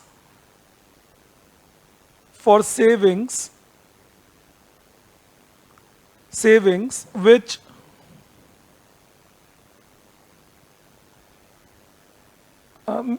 make it subsidies, which I said savings, my mistake, rectify that.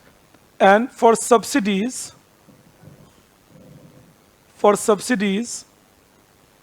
which further had an impact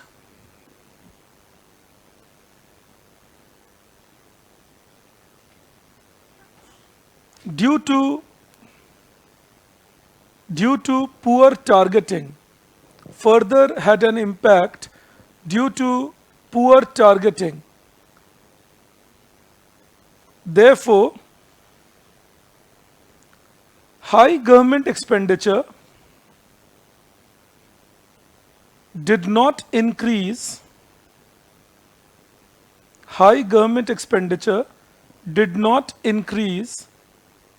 capacity of the economy,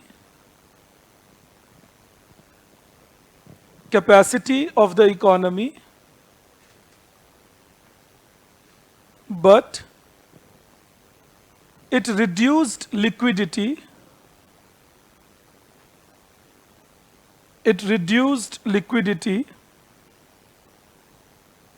and increased interest rate. Full stop. Higher interest rate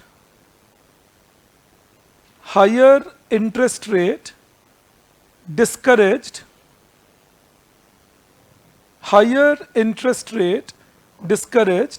private investment,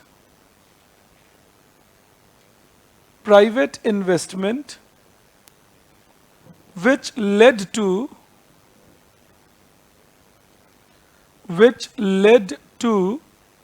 crowding out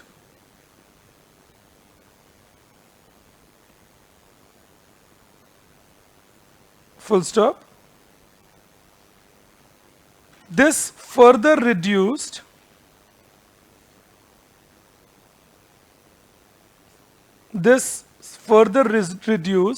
capital formation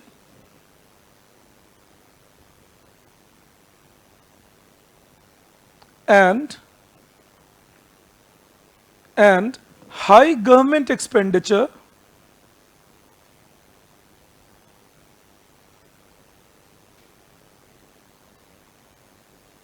resulted in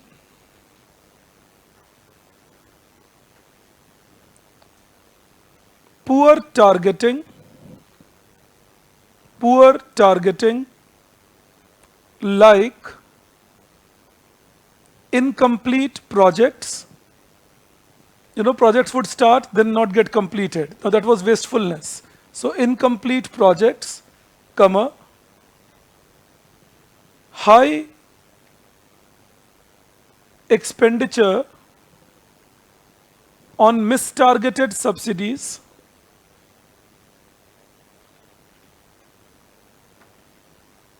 etc., leading to inefficiency. All right, before I take you further, I again repeat, if the government expenditure is on infrastructure, if the government expenditure is on training and skill development, if the government expenditure is on medical care, healthcare development, civic communities development like housing, water supply, etc., all this will increase capacity of the economy to produce. All this will reduce the cost of production in the economy because there will be better quality infrastructure, better trained people, healthier people, and this will encourage the private firms to produce in such an economy rather than discouraging them. And that is crowding in. All right. You don't worry at all. When I will discuss macro with you, especially the ISLM model, I will again explain to you crowding out as well as crowding in. ये दोनों बातें मैं वहीं लिखवाता हूँ आपको. अभी बस एक बात बताई है और वहाँ फिर याद दिलाऊंगा इस बात को. I'll again remind you of this talk when I'm teaching you macro and the ISLM model there and teach you about crowding out and crowding in. So we will be bringing this back again. So I'm not dictating crowding in to you, but that we will be discussing at a later point. Then the second reason, you write 2,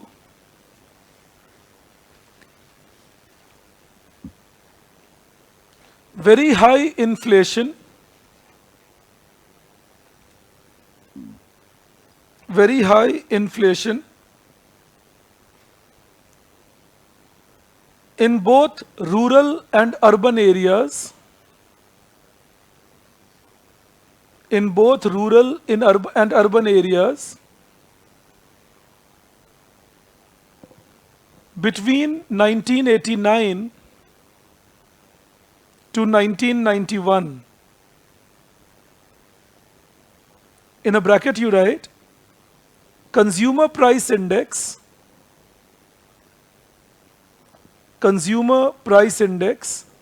for industrial workers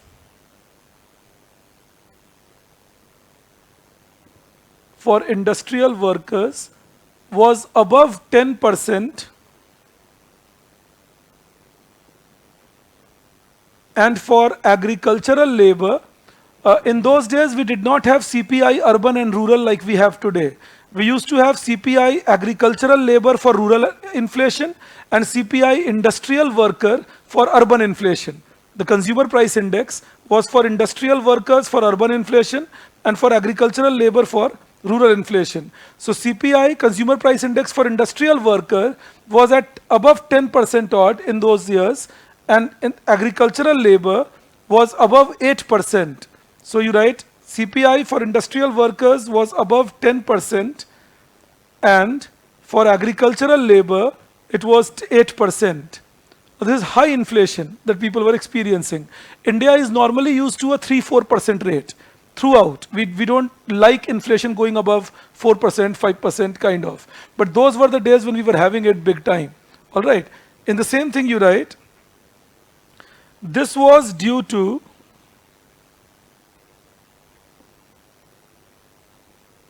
and you write them as put arrows ABC kind of, इनके sub points बना लो.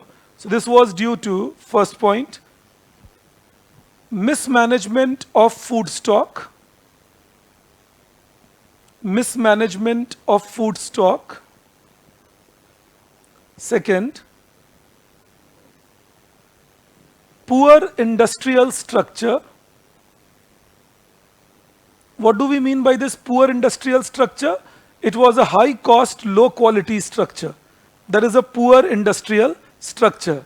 If you recall, throughout 66 to 80 period, we had developed a structure where cost of production was not discouraged, cost of production kept rising, but the quality didn't improve. So we were a high cost, low quality, low technique country.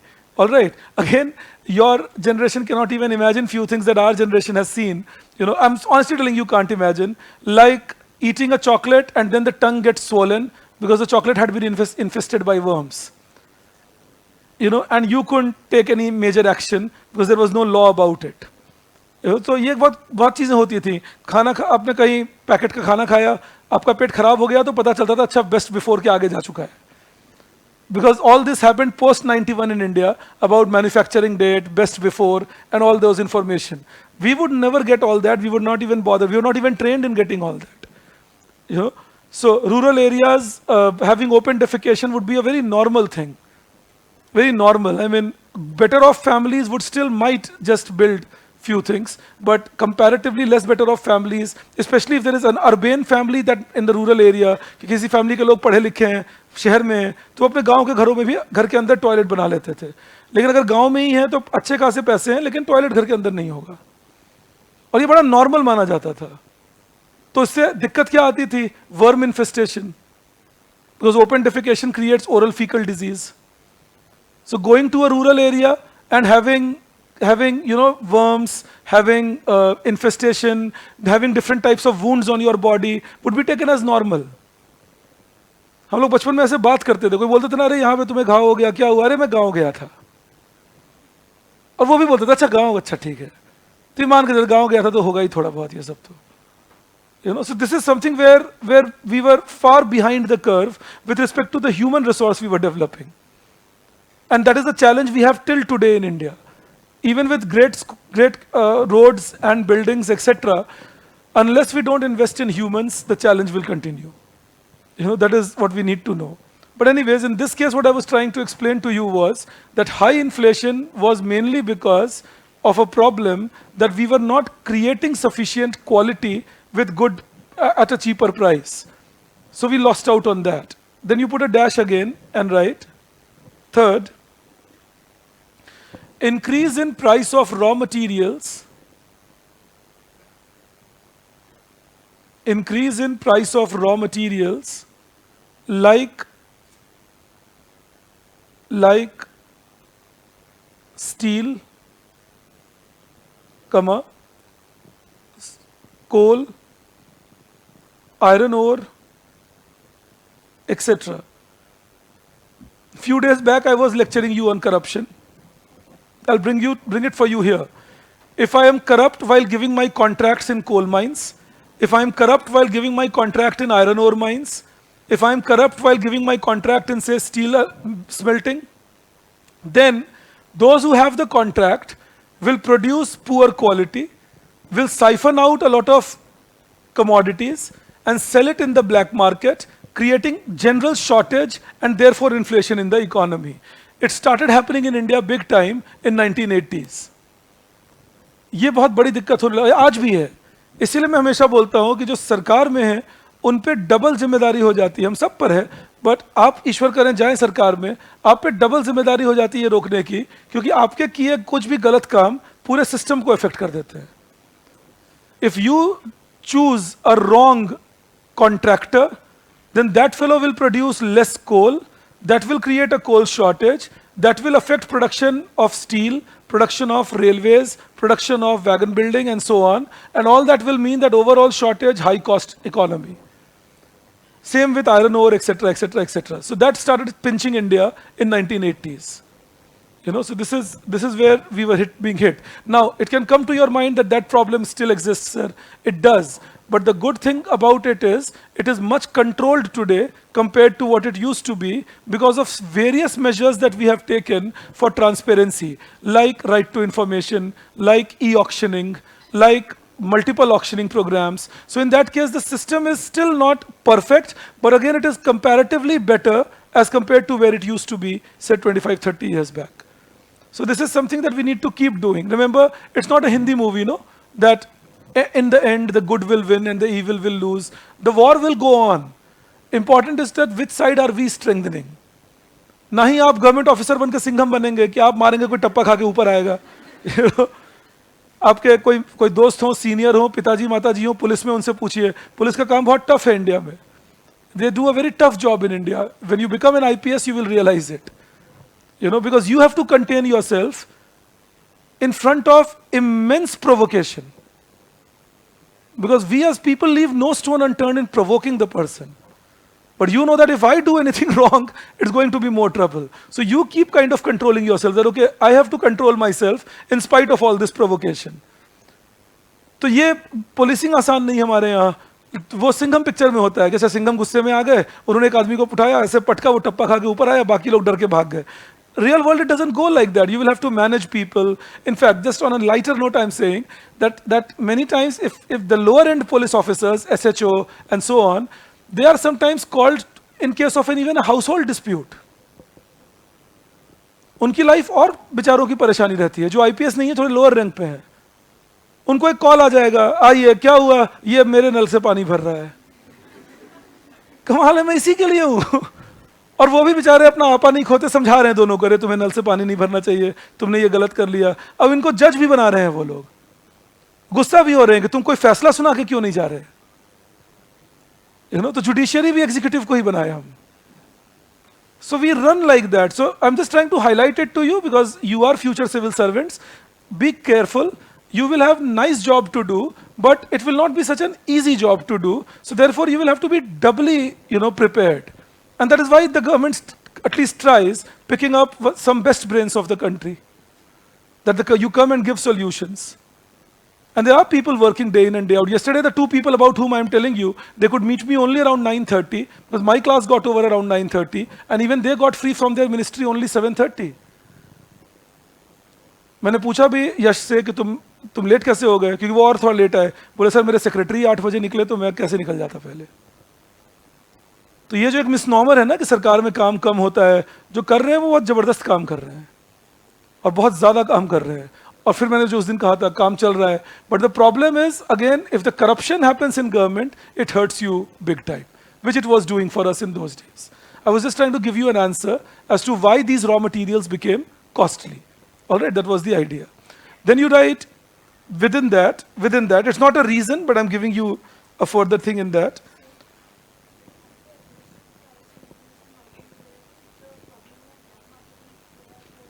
But the real world prices would have been much higher. All right, that also will happen.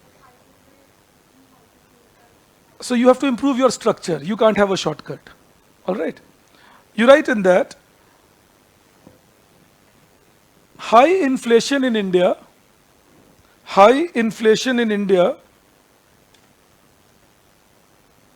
resulted in, no, in the same point, you see point.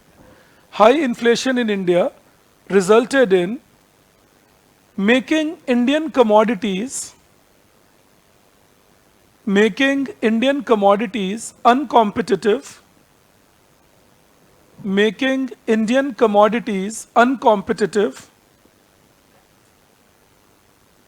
in global market.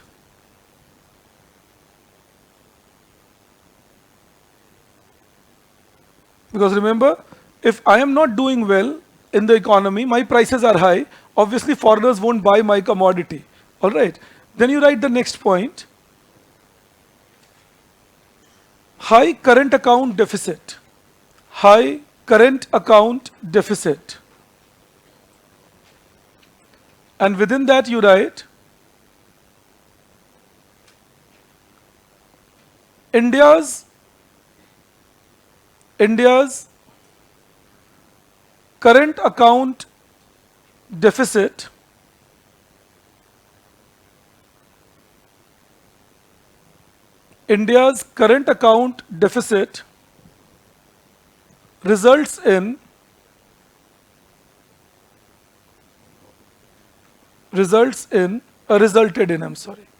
resulted in putting pressure on foreign exchange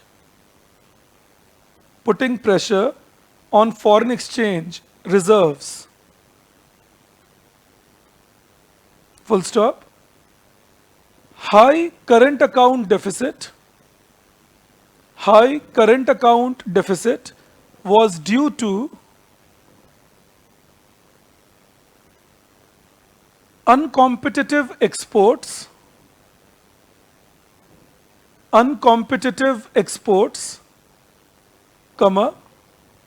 liberalized imports. Yesterday I was telling you the story about liberalized imports, that how we had liberalized open general licensing and reducing import duty and so on. So liberalized imports and overvalued exchange rate. Overvalued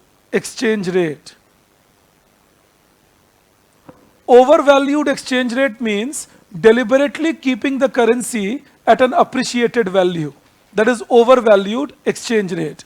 कि जब हम अपनी currency की value जानबूझ के बढ़ा के रखते हैं, So deliberately keeping the currency at an overvalued term or higher value. And that has a lot to do with the obsession we have for our currency value. We always feel that currency should remain appreciated. That's something about national pride. It's nothing about national pride. Currency value is just a reflection of relative price of one currency in terms of another. Now, India's currency was kept at 12 rupees a dollar in 1989-90. 12 rupees a dollar. We used to follow a fixed exchange rate system, and we would have at 12 rupees a dollar our Indian currency, while the market was giving 30 rupees a dollar. Now, that was a huge gap. And that meant that our exports remained costlier abroad. I'll tell you how. If I am selling a 120 rupees commodity at 12 rupees a dollar, my commodity will be $10 for a foreigner. You understand that? But at 30 rupees a dollar, if I had practiced the right exchange rate, that would have been $4 for the foreigner. But since we were overvaluing our exchange rate, our commodities remained costlier. As it is, they were not very competitive. There was hardly any demand for Indian exports. Yes, yes.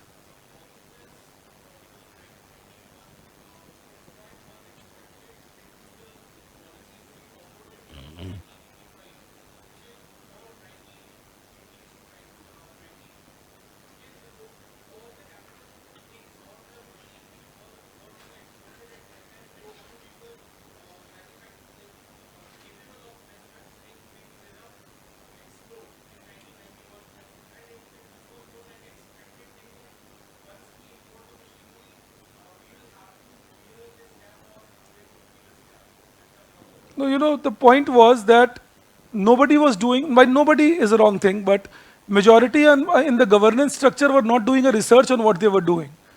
It was based more on belief rather than actual work.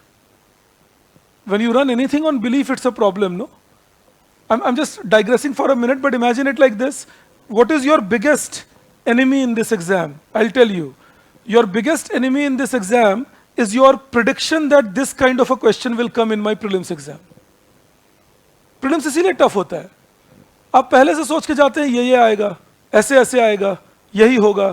वो आपका belief है, analysis थोड़ी है. पिछले 15-16 साल से जो सबसे कंसिस्टेंट बात मैं सुन रहा हूं प्रीलिम्स के बारे में, वो यही है कि प्रीलिम्स इस बार अनएक्सपेक्टेड था. I am hearing it consistently for 15-16 years now. Oh, prelims was very unexpected this year. Prelims was very unexpected this year. So then make that unexpected thing an expectation, no? So go to the exam hall not expecting what will come, but expecting, let's see how you surprise me this time. And if you are prepared to be surprised, there is no surprise then. Because you are mentally prepared, surprise me.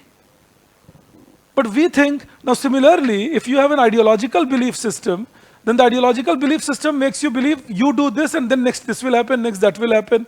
But if any of the things don't go as they were, so the policy making should be more game theoretic. Game theoretic means like algorithmic. I will do this, but if this doesn't happen, I will do that. And that doesn't happen, I'll do this one. That's algorithmic disposition, a game theoretic way, as I said. Multiple possibilities of actions. But we made our policies linear. We will do this, then this will happen, then this will happen, this is how we will grow. If anything in the plan went wrong, the whole pin went down. So that was the real problem of India's policy making in those days. Over-belief in ideology and unwillingness to listen to any kind of opposite side of thought. That became a trouble part. Also remember, as it is normal in a feudalistic and poor economy, economics becomes a secondary factor to politics of the day. So political economy becomes very dominant. So that again played its own role in our crisis. All right, now you write the fourth point.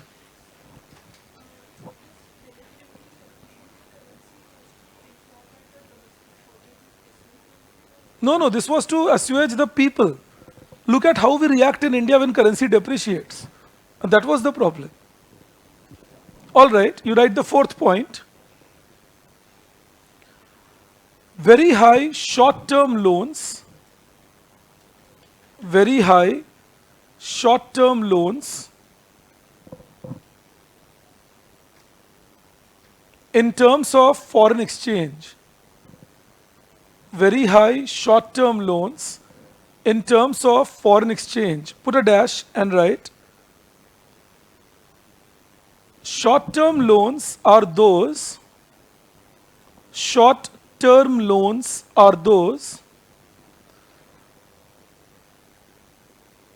which had to be paid back. Short-term loans are those which had to be paid back within 1 year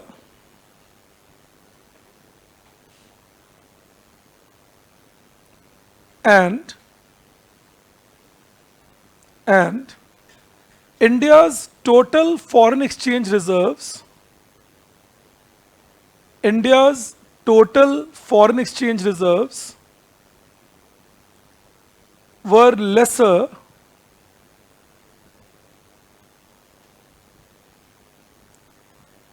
in a bracket you write $1 billion, close the bracket, compared to India's short-term foreign loans. Compared to India's short-term foreign loans. In a bracket you write $1.45 billion. I again repeat, the external sector was going bad because of this. Exports were becoming low because exports were costlier. Why were the exports costlier? Because we had inflation in our country. Inflation मतलब high price. किस चीज का high price? हमारे यहाँ के product का. So high inflation creating high price for our product, making exports costlier. Exports costlier implied less demand for our exports. Imports cheaper and imports easier implied more demand for imports. We had overvalued currency. Overvalued currency made exports costlier further, and overvalued currency made imports cheaper further. आपके एक मित्र बोलते भी हैं that overvalued currency will make imports cheaper. Of course they will, but the problem is then we start buying even more, and our imports were much more elastic. That is, we were buying manufacturing imports, we were buying technological imports, and that meant cheaper imports meant more than proportionate inflow of money, and the inflow of commodity, and that meant our import bill kept rising. So higher import bill, lower export earning, the current account deficit became a problem.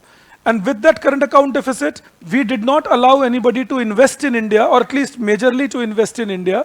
And that meant the capital account was in trouble, and borrowings became dominant, and short-term borrowings were pretty high for India.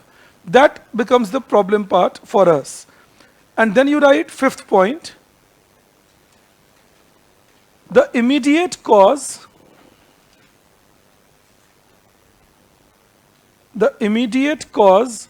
was Gulf War.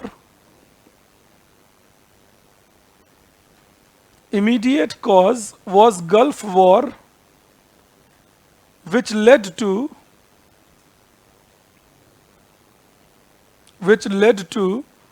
increased price of crude oil,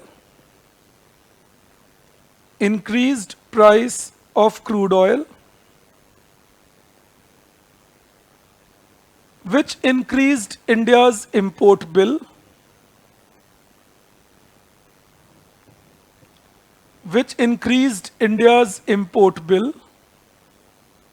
and it also led to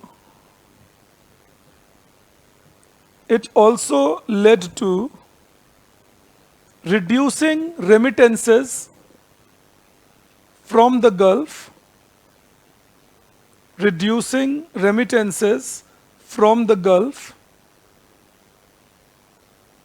which further reduced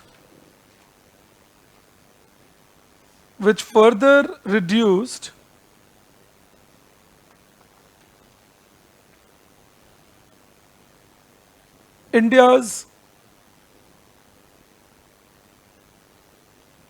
capacity to sustain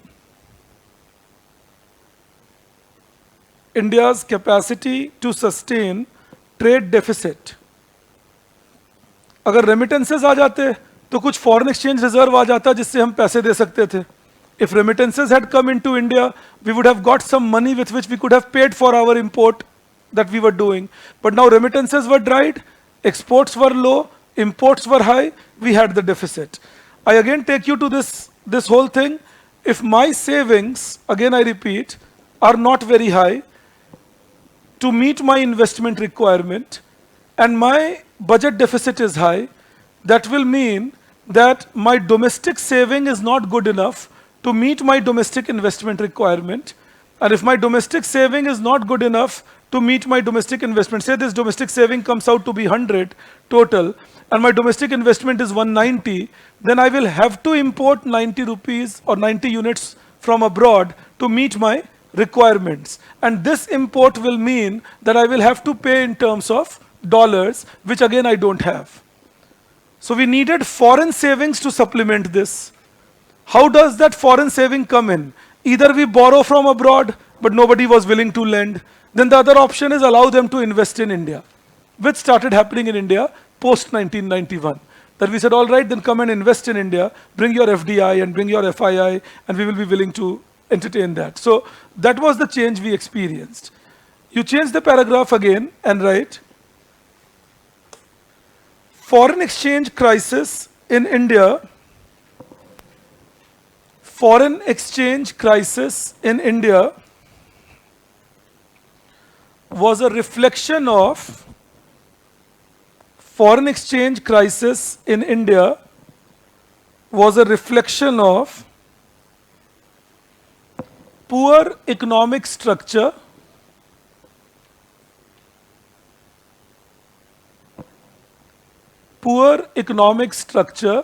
reflected in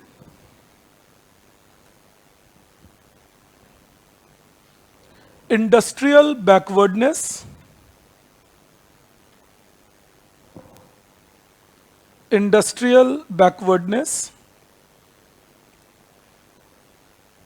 with respect to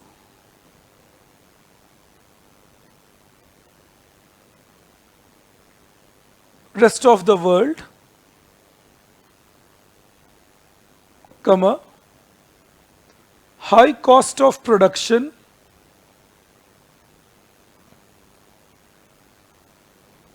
comma, poor technological development,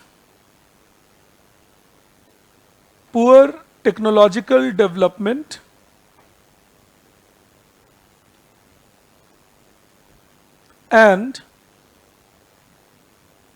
lack of productivity.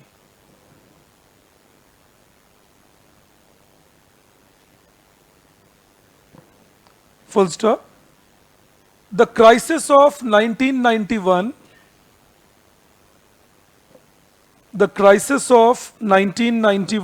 arose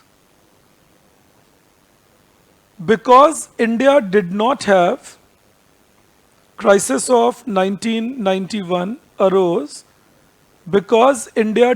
have enough foreign exchange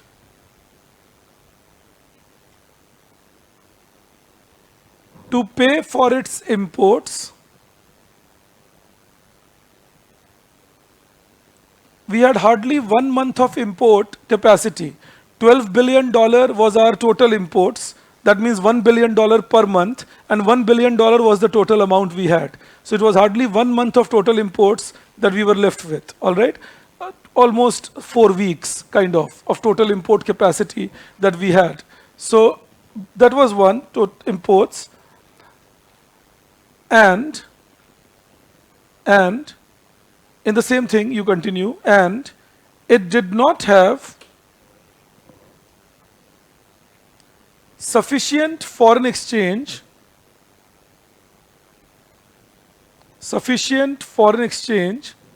to pay for its short-term loans.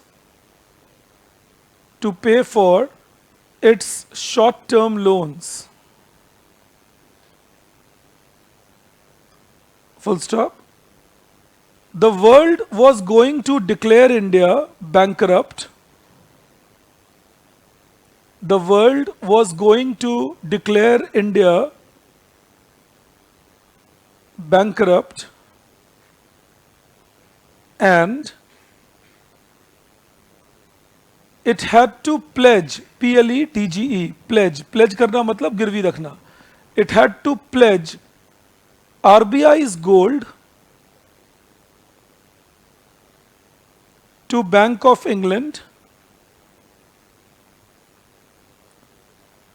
and Bank of Switzerland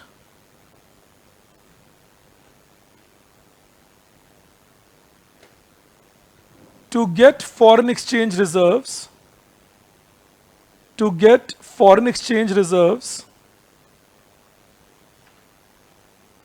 and pay immediate creditors.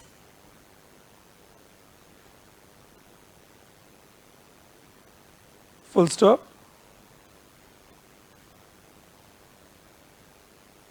Finally, India negotiated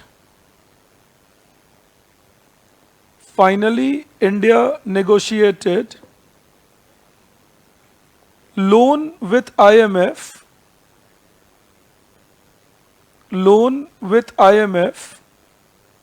under enhanced structural adjustment facility. This was the IMF program, the name of it. ये names मैं आपको optional के लिए नहीं देता, prelims के लिए दे देता हूँ. Alright, in prelims exam they can ask you these names, so I give it to you in the class. Optional, even if you don't write it, your examiner is not looking for it. So enhanced structural adjustment facility,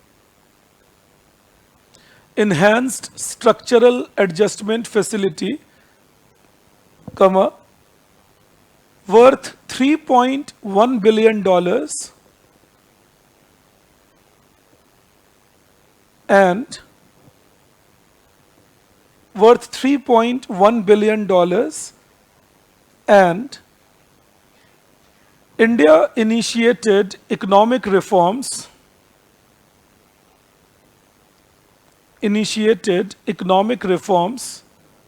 to improve structure of the country.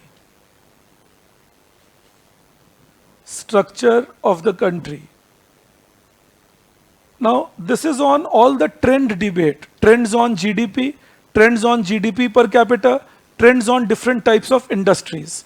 That is what, and trends on services. This is the debate I did with you over these trends, all right? The patterns, the methods, and so on. Now, what I am going to do is give you an answer to a question I had asked you to analyze the reasons why India chose a mixed economy after independence. All right, we will do that answer. And if the time permits after that, then we will begin with saving investment discussion. That's again a question they have asked twice about trends of saving, trends of investment, and impact of saving and investment on growth in India. All right, so we'll develop it like that. If the time doesn't permit today, then of course tomorrow we can finish that off. Yes, yes.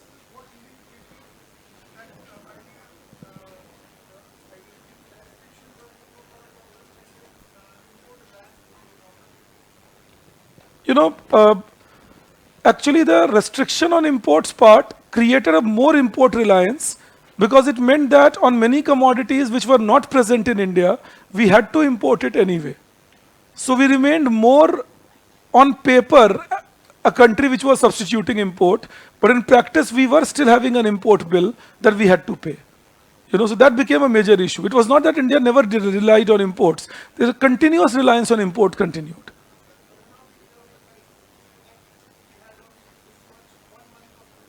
Yes. No, that is what my point is. That challenge of foreign exchange reserve was a consistent challenge in India for 33, 34 years. वो तो 30-35 साल आते आते finally कमर टूट गई और situation ये हुआ कि सोवियत यूनियन नहीं थे तो कोल्ड वॉर ओवर था so since the cold war was gone the Americans now were not in any mood to humor us and also we kept running into deficit which meant that our overall burden of borrowing had gone up a lot. Yes, the imports were continuous, the exports were low, and we liberalized imports in 80s, which made things worse, no doubt. But other than that, the problem was that the structure was poor throughout 70s and 80s. And that poor structure was the real reason of the crisis. तुम एक बात सोच के देखो, 1971, for the first time, we measured infant mortality rate in India and found it above 200. Till 1991, infant mortality rate remained above 100. So that showed the low level of development we were going through. कि socialism के नाम पे अपने लोगों तक को develop नहीं कर रहे थे ठीक से. That was the challenge.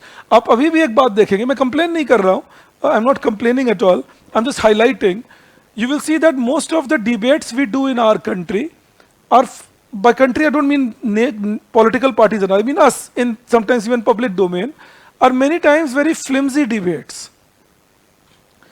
So we don't know about many things, but nobody is interested in knowing. People are majorly interested in speaking it. लोग इस बात पे चैलेंज कर रहे होते हैं कि सामने वाला मुझसे थोड़ा कम जानता होगा, तो मैं उसको थोड़ा और बता दूं. अगर वो कम जानते हैं तो वो अपनी बात चुप हो जाते हैं, नहीं तो वो मामले को उधर ले जाना चाहते हैं जहां वो ज्यादा जानते हैं. That shows the less developed human system that we are. A well-developed, like I'm sure you would have heard of Benjamin Franklin. Now Benjamin Franklin established debating societies all over USA. And what will these debating societies do? Somebody will be an engineer, somebody will be a doctor, somebody will be a lawyer, somebody will be a craftsperson, somebody will be an entertainment industry person, somebody will be an, say a politician. They will come together, they will pick up an issue, and everybody will give their point of view on it, and patiently listen to the other side's point of view as to maybe how an economist thinks about politics and how a politician thinks about economics. So on the chosen topic, everybody will speak their views, and those who are not informed would take them well, knowing that, okay, I am not maybe informed, but these guys are, so let's check on what they have to say. If you see, with the social media plays its own role, of course, but of late, we have started not doing debates which are stable and which are good hallmarked debates. ये मेरा एक major complain रहता है कि हम लोग इस बारे में डिबेट ज्यादा कर रहे हैं, मैं ये जानता हूं तुम ये जानते हो. ये डिबेट करें तो दोनों मिलकर जान क्या सकते हैं, या फिर वो वहां डिस्कशन करते हैं जहां दोनों का व्यू मिलता है, तो बड़ा मजा आया बात करने में. Then we sit together and talk the same thing. If somebody is of the opposite view, I will block you.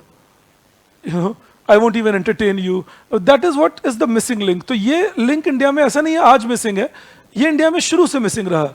Indian system did not make policies based on thinking in depth, in detail. We have generally made policies to show that, look, this is what we will do.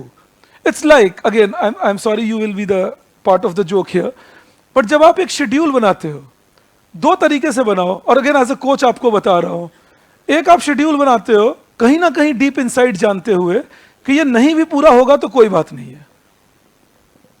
ये खतरनाक है. When you are making a schedule, you cannot afford that if it doesn't happen, it's okay. 7 days, 8 days, 10 days, we tear the schedule, a new schedule is made. Maximum maybe 15 odd days.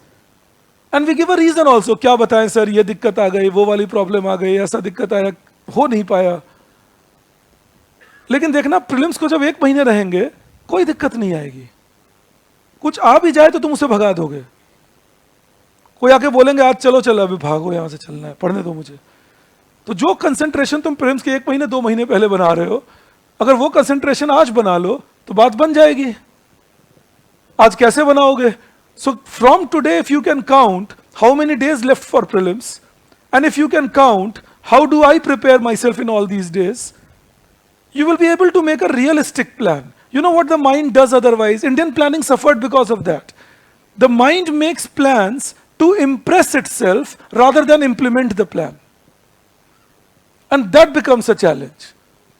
आप बड़े बड़े target set कर दो, मैं इतने दिनों में इतना खत्म कर लूंगा, वो खत्म कर लूंगा. डीप इनसाइड तुम जानते हो कि मेरा पास्ट रिकॉर्ड बताता है कि मैं ये खत्म नहीं करता हूं, और 7-8 दिन में इसको फाड़ूंगा, कुछ नया बनाऊंगा. तो मैं बनाऊं ही ना ऐसा प्लान. मैं बोला नहीं, ये तो नहीं खत्म कर पाऊंगा मैं. Tell your brain this. लेकिन दूसरा तरीका क्या है ब्रेन को ये समझाने का? 1 वीक सिर्फ या 2 week, just for a week और 2, whatever plan you have made, stick to it, even if it means losing sleep. Next time the brain will be careful before making that plan.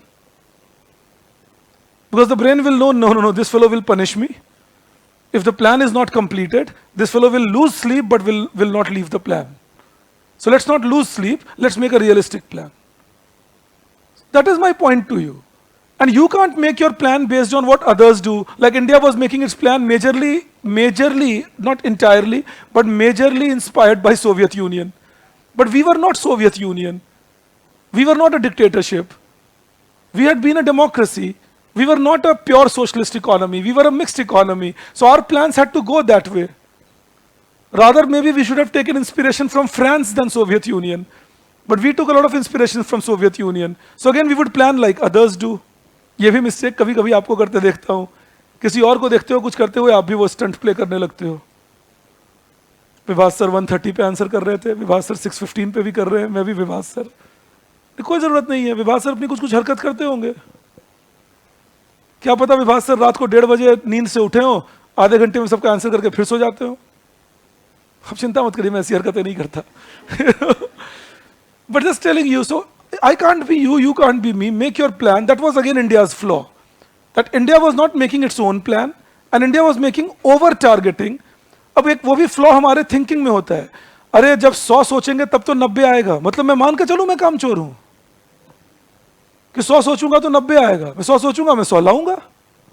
But realistic planning करूंगा ना. 100 सोचूंगा तो 90 लाऊंगा, फिर 85 लाके satisfy हो जाऊंगा. ये थोड़ी प्लानिंग होती है. I've thought of 100, I'll plan 100, I'll score 100 with my plan, but I will not overemphasize because it will rather demoralize me. Imagine if I tell you that you should study, or if you plan that you will study 9 hours after your 6 hours of class, say optional plus GS, you are making an overambitious plan. Then, and that also you might be thinking you will do it 6-7 days every day. Over 5-6 days, there will be one day when the plan will not fructify. But imagine the entire link has been created based on that. अब जैसे ही एक खराब दिन आया आप धराशायी हो गए. अब नया प्लान बनेगा. लेकिन बार बार दिमाग में क्या फीड हो रहा है, यार प्लान तो पूरे होते नहीं हमारे. इंडिया यही गलती कर रहे थे 51 से 91 के बीच में. We would make our plans and we would be very over ambitious. We will create 10,000 megawatt of electricity generation capacity. We will make 1,000 kilometers of road in this year. And then we would achieve 30% of the plan, 25% of the plan. Gradually, the bureaucracy became used to it, that okay, achieve 25% of the plan, and the politicians are happy, and we are happy. Let's get used to that. That is a demoralized system. A system which believes we can't win. A system which believes that we can't achieve the target. That is something which is a bigger danger that India was facing, if you ask me. कि हमने गलत planning की, over ambitious होने के terms में, धीरे धीरे लोगों को आदत पड़ गई प्लान नहीं अचीव करने की. और ये खराब आदत थी. You know, because then it became usual not to achieve a plan. Would you believe it? In the between 4th 5-year plan to 7th 5-year plan, the plan target achievement in none of these plans was ever even 65%. None of these plans. The best we performed was in the 7th 5-year plan when we achieved 64% or 62% of the planned target. And that shows the gap. कि अगर हम सारे plans के target achieve कर लिए होते तो 7th 5-year plan आते आते तक ही $2 trillion इकोनॉमी बन गए होते. ये मजाक में नहीं कह रहा हूं, ये एस्टिमेशन है. That if India had achieved all the targets, by 1992 India would have been a $2 trillion economy. We were a $220 billion economy, 90% lesser than what we had thought we will achieve. That's gross miscalculation. You know? और ये गलती हम आज भी करते हैं. Our exports will rise to $900 billion by 2020. This was said by the Ministry of Commerce while launching the foreign trade policy in 2015. $900 billion, goods plus services. Now 2020 came. That is the problem with time. It goes away. बीत जाता है. It came in 2020. What was our exports? $535 billion. That's gross underachievement. आप बोले कि मैं $900 billion करूंगा और आप उसके आधे के आसपास हैं. People should lose their job in the process. But how come such underachievement? You know, but we did that even recently. What was our response? We said we will bring a new foreign trade policy and we will achieve $2 trillion exports by 2030. Everybody said, oh, hey, good, great. Nobody discussed why we didn't achieve it in the previous time when we made a plan. No discussion at all, सब खुश अपना, हाँ ठीक है हो गया दो। और बाई चांस अगर आप सवाल उठा दें, क्योंकि कुछ ऐसी कमिटीज में हूं मैं, तो एक सवाल हो कि पिछले बार का एक डिस्कशन तो होना चाहिए, क्यों अचीव नहीं हुआ? अरे आप क्यों स्केप्टिक हो रहे हैं, इस बार होगा, पिछली बार नहीं हुआ तो। कमाल है, गांव के कबड्डी का मैच थोड़ी है कि पिछली बार हार गए इस बार जीत जाएंगे। somebody got to study it, that why we did not succeed, so that we don't do the same errors again and definitely succeed the next time.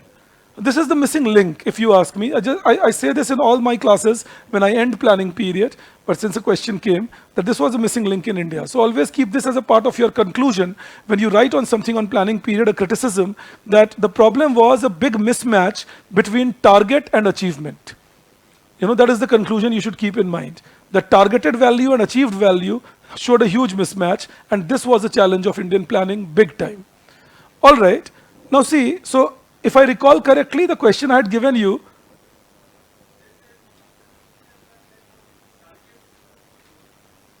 there was no GDP target, but there were micro targets set that industrial growth will be this much, electricity sector growth will be like we will establish this much amount of megawatt of electricity generation, or this much amount of water supply, that kind of a thing. All right. Now see, so if I remember it correctly, I asked you a question about to critically analyze the reasons for India choosing a mixed economy at the time of independence. All right. So when you start writing the answer, when you write, now see, every answer writing should be kind of an IBC mode. All right. You should begin with an introduction. If it is a 150-word answer, normally try containing it in 15 to 20 words. And then you should have a body, which should be something like 100 words, 100 to 110 words. And then you should have a conclusion, which should be 15 to 20 words. This, I would believe, should be your normal method of writing answers. All right, normal, I'm not saying always, but this should be your normal methodology. That introduction should be there, the body should be there, conclusion should be there. Now the body will be your critical analysis. What is the critical analysis? Why we did not choose pure capitalism and why we did not choose pure socialism. You understand that? That is the point we need to highlight. कि क्या कारण था कि भारत ने pure capitalism नहीं choose किया, और क्या कारण था कि भारत ने प्योर सोशलिज्म नहीं चूज किया, तभी तो मिक्स्ड इकोनॉमी बने. You understand that? We became a mixed economy because we chose not to be a pure capitalist economy and we chose not to be a pure socialist economy. Now, how should you introduce, how should you conclude? In a question like this, where I ask you to critically analyze why India did not choose to be a mixed economy, you can introduce it by highlighting what kind of economy we were in 47. All right? That India inherited a backward economy and so on. That can be your introduction. Or another introduction can be that unlike the modern world, Indian economy in 1940s was still struggling with basic amenities for its own people. That kind of an introduction you can bring up. I'll write an introduction for you, but I'm just giving you hints. Introduction has to be something which tells the examiner, I understand why you have asked me this question, or what is the main idea of this question. All right. Then the body, of course, will be the content. And the structuring I will teach you, what should come first, what should come later, and how. And then the conclusion should be either something futuristic or something solution oriented or contemporary. या तो कुछ अभी कुछ हो रहा है उससे related आप वो लिख दो, कुछ फ्यूचरिस्टिक लिख सकते हो, सॉल्यूशन ओरिएंटेड वो लिख दो, ये आपके कंक्लूजन होना चाहिए. या फिर if you are writing a paper 2 answer, I will teach you that when I teach you paper 1.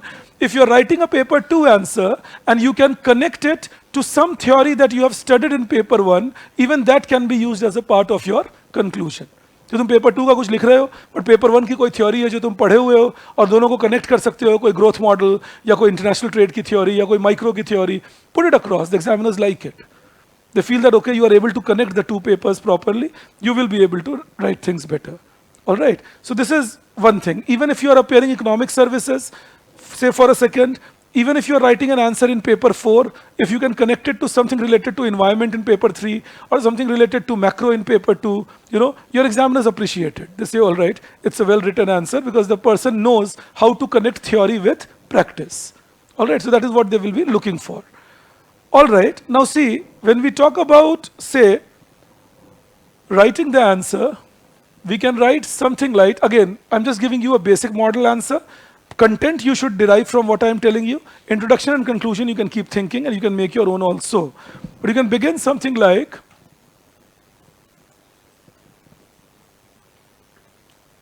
Indian economy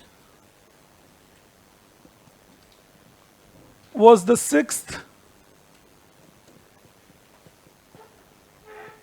largest economy in the world in 1951, but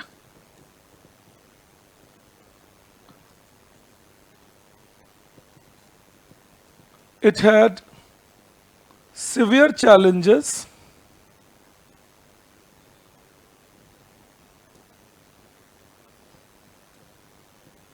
of human development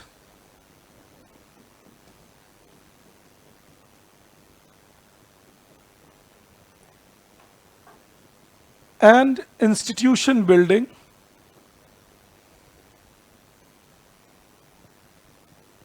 to assure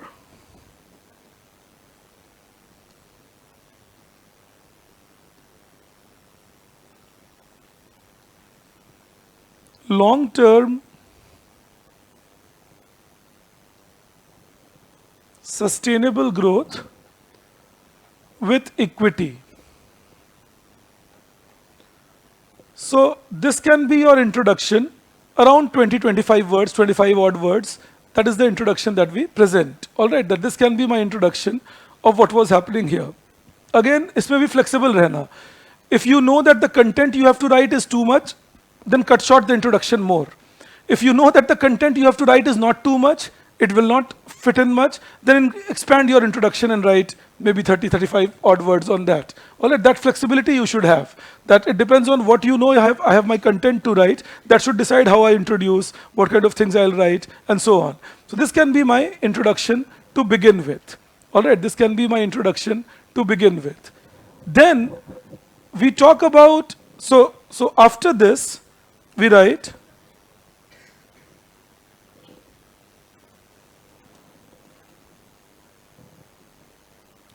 India chose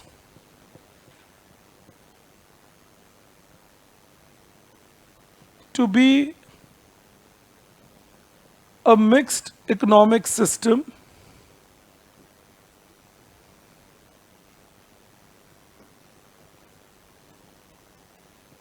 by taking features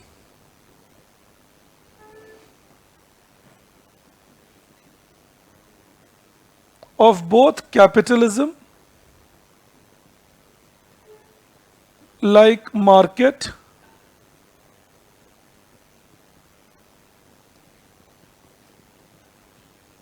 private property,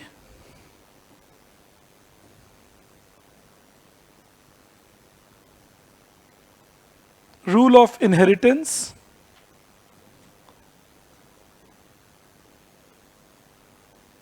and socialist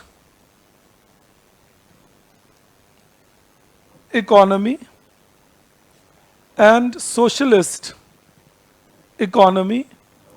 like public sector, enterprise,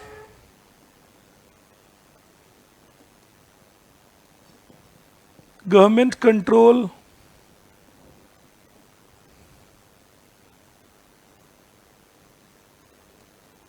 over common resources, licensing, etc. This is the second paragraph where you are telling the examiner that I understand how a mixed economic system operates. So you're telling the examiner that I understand that how the mixed economic system operates. This becomes your body, the beginning. All right. This is taken as a part of your body. You have started explaining your answer. So you start explaining your answer, highlighting what is a mixed economy. All right, that is the first thing. Do not miss upon that. All right, if you don't tell the examiner what is a mixed economy and go ahead explaining why India chose a mixed economy, that will then result in losing, say, a couple of marks here or 1 mark there, because the examiner would find a missing part here. That you are talking about mixed economy without even explaining to me what is a mixed economy. They have given you enough words for that. So say around 30 words here and 25, 30 words at the top. This is your build-up of 55, 60 words. Now, internally start thinking, I have 75 odd words more, approximately, to write all my points on why India is not a capitalist economy and why India did not choose a socialist economy. Say, I have around 7 points to write on that.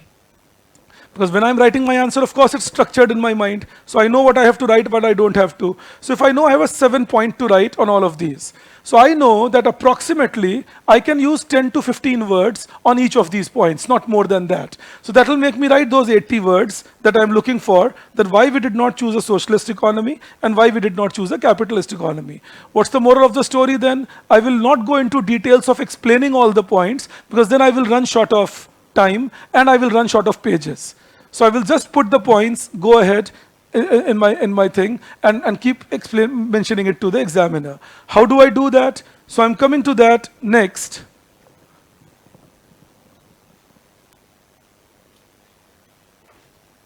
I will suggest don't introduce by defining mixed economy. That should come a paragraph later. Yes, Bhargavi, you can say that. Okay. Then you write, and yes, one more thing, you can either change the paragraphs and write, which is my preferred mode when I'm writing something like this kind of a question. All right. And then when you are writing why we did not choose a socialist economy, there can be bullet points across on that. Every time you may not get a connecting point for the paragraph, because otherwise you may end up violating the word limit again. All right. So that is again something you have got to be careful about. And again, 150 words, you can write up to 160 words, or you can write up to 140 words. The examiners don't penalize you for that. A 10, 15 word plus or a 10, 15 word minus, you will not be penalized majorly for that. Now you write, India avoided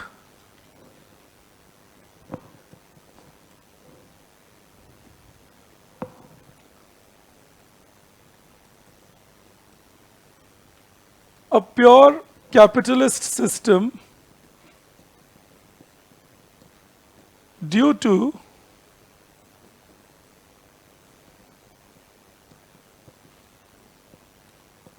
fear of concentration of wealth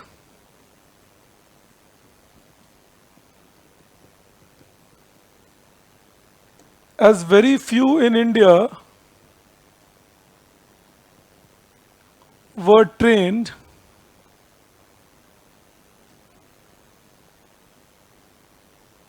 in market economy,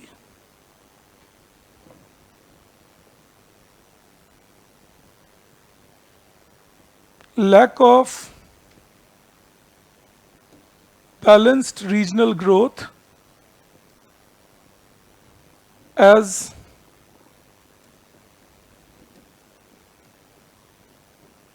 private sector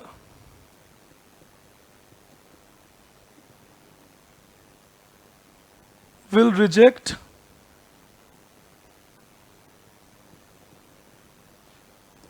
underdeveloped regions for investment.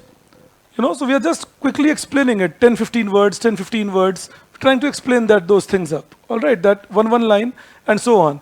Again, you don't need to go into details of why they will reject for underdevelopment. We will assume that this is how we are presenting our point to the examiner as an obvious thing, that underdeveloped areas will have high cost of production, so the private sector won't go there due to lack of profitability. All right. Then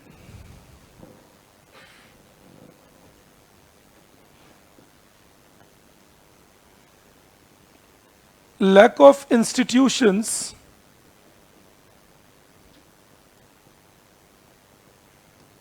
for market regulation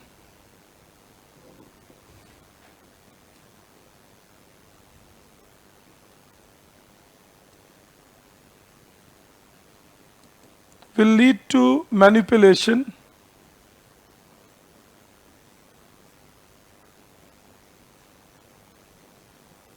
and then requirement of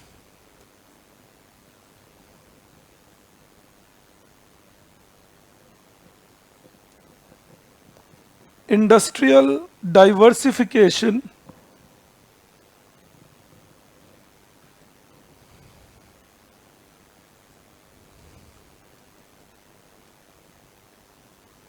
which involved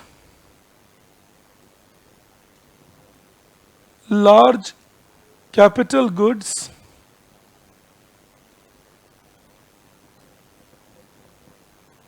with long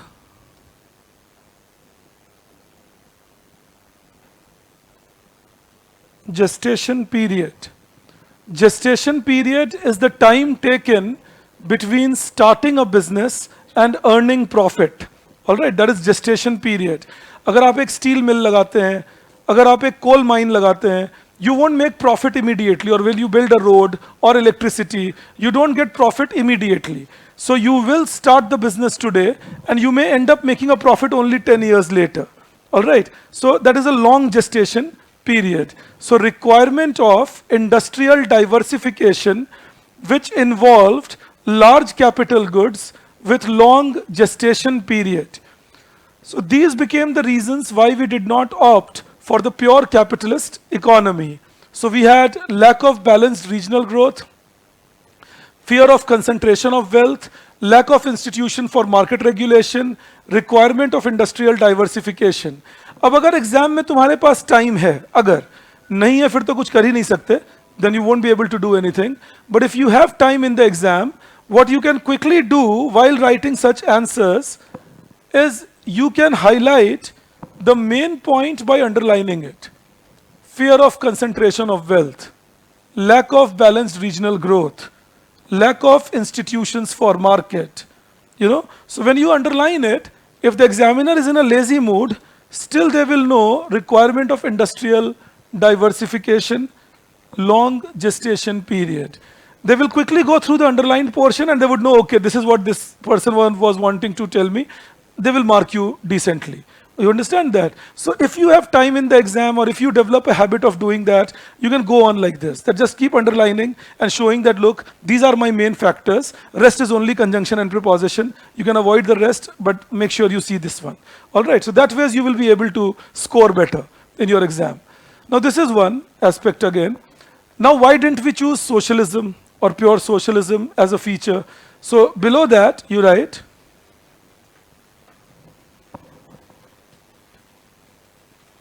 India didn't adopt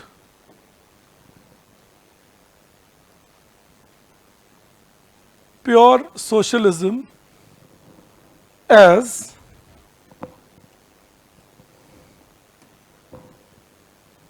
again there was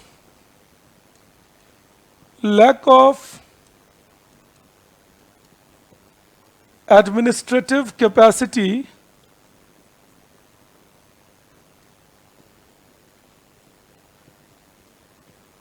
to implement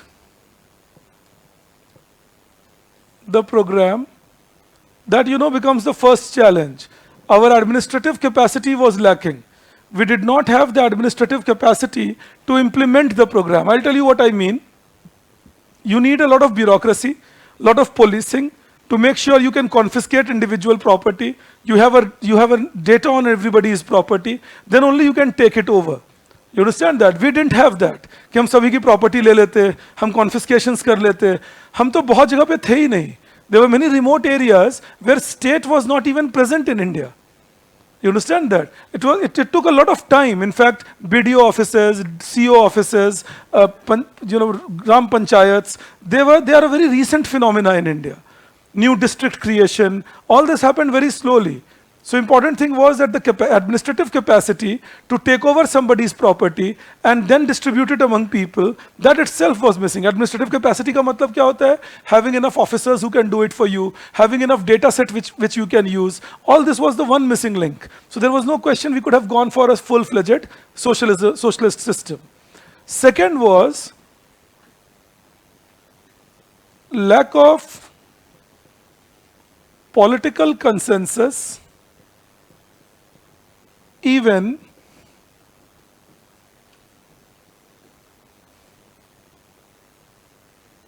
within the Congress party.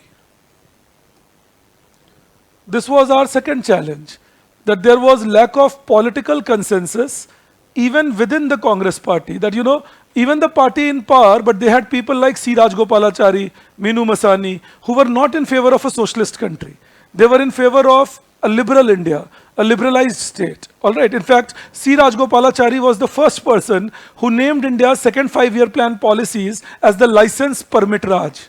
All right. उन्होंने सबसे पहले बार ये term use किया था that India will go backwards because of this license permit Raj that we are introducing. All right. And he came true later on, but that was, of course, the factor that there were many in the Congress didn't favor it. So pure socialism would have needed much more effort and much more united effort. Remember, we were copying Soviet Union, but our independence movement was not a violent revolution like Soviet Union. For Soviets, it was a relatively easier aspect. Kill the Tsar and kill everybody who is a landlord, because everybody who is a landlord will be an enemy automatically.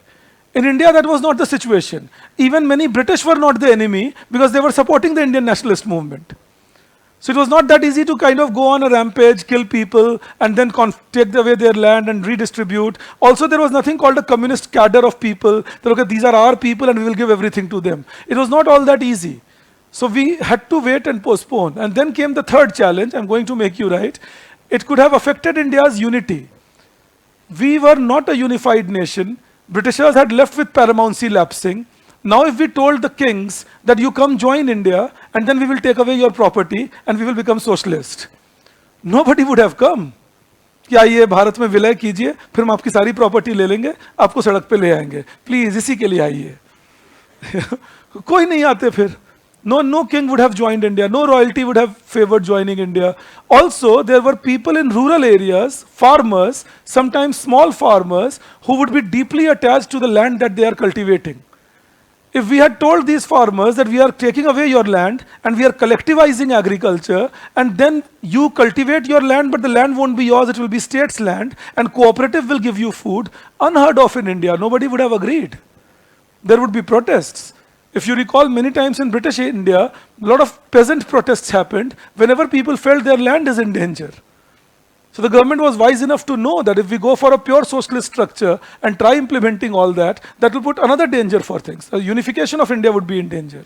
So that is our third point.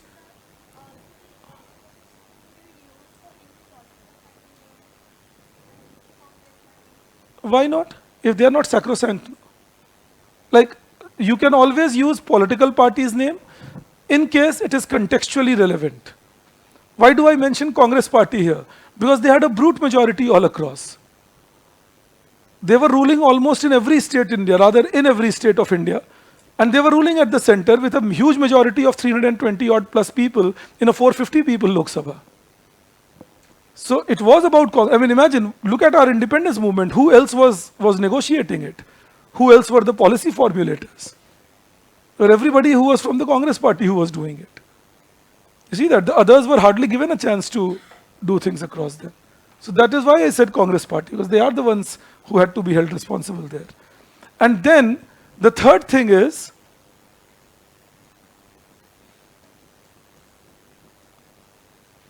difficulty in application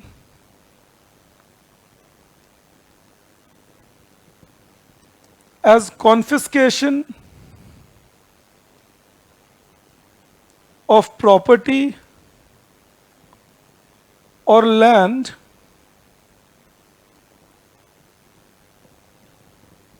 could have threatened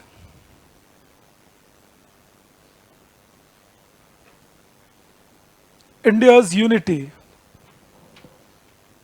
Difficulty in application as confiscation of property or land could have threatened India's unity. And then you write, so again, you can underline like this: lack of administrative capacity, lack of political consensus, and then threatened India's unity. That kind of underline you can put again to highlight your main issues. And then you change the paragraph and write, therefore,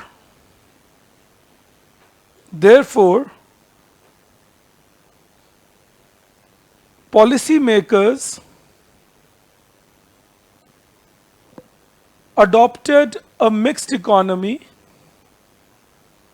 Policymakers adopted a mixed economy to assure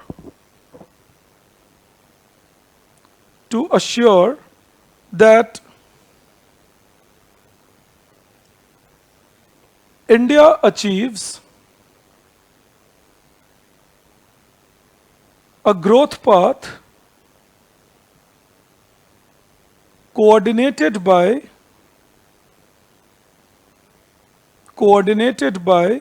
efforts of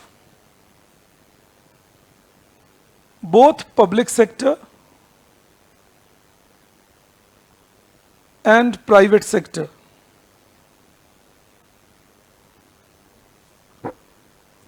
All right, you just read through the answer once more, you will get the body much better. All right, अब एक बार answer फिर से घर जाके पढ़ेंगे, you'll get the things much better. All right, I'll stop on this today. We will begin with saving and investment discussion in India tomorrow. I will have to leave you right now. I mean, if you have doubts, I will be here before your class tomorrow. But right now I got to leave you because I have an online class with the mains appearing people scheduled in another 20 odd minutes. So right now I am leaving, but if you have any doubts, you can always ask me on Telegram or on personal message on WhatsApp and all, or you can come to and see me tomorrow before your class. I'll see you then. Thank you. Have a great day. No, because the land did not belong to the farmers in Soviet Union, Prerna. It belonged to the Tsar. No, not a problem in this case, Venkatesh. Yes, you need to give the political and social reasons also, Anvesha, to make sure that you get the right balance. Yeah, I suggest, Samad, let's land it down today. Okay, people online, I'll see you then tomorrow at 3 o'clock. Bye-bye, all of you. Thanks a lot. Bye-bye.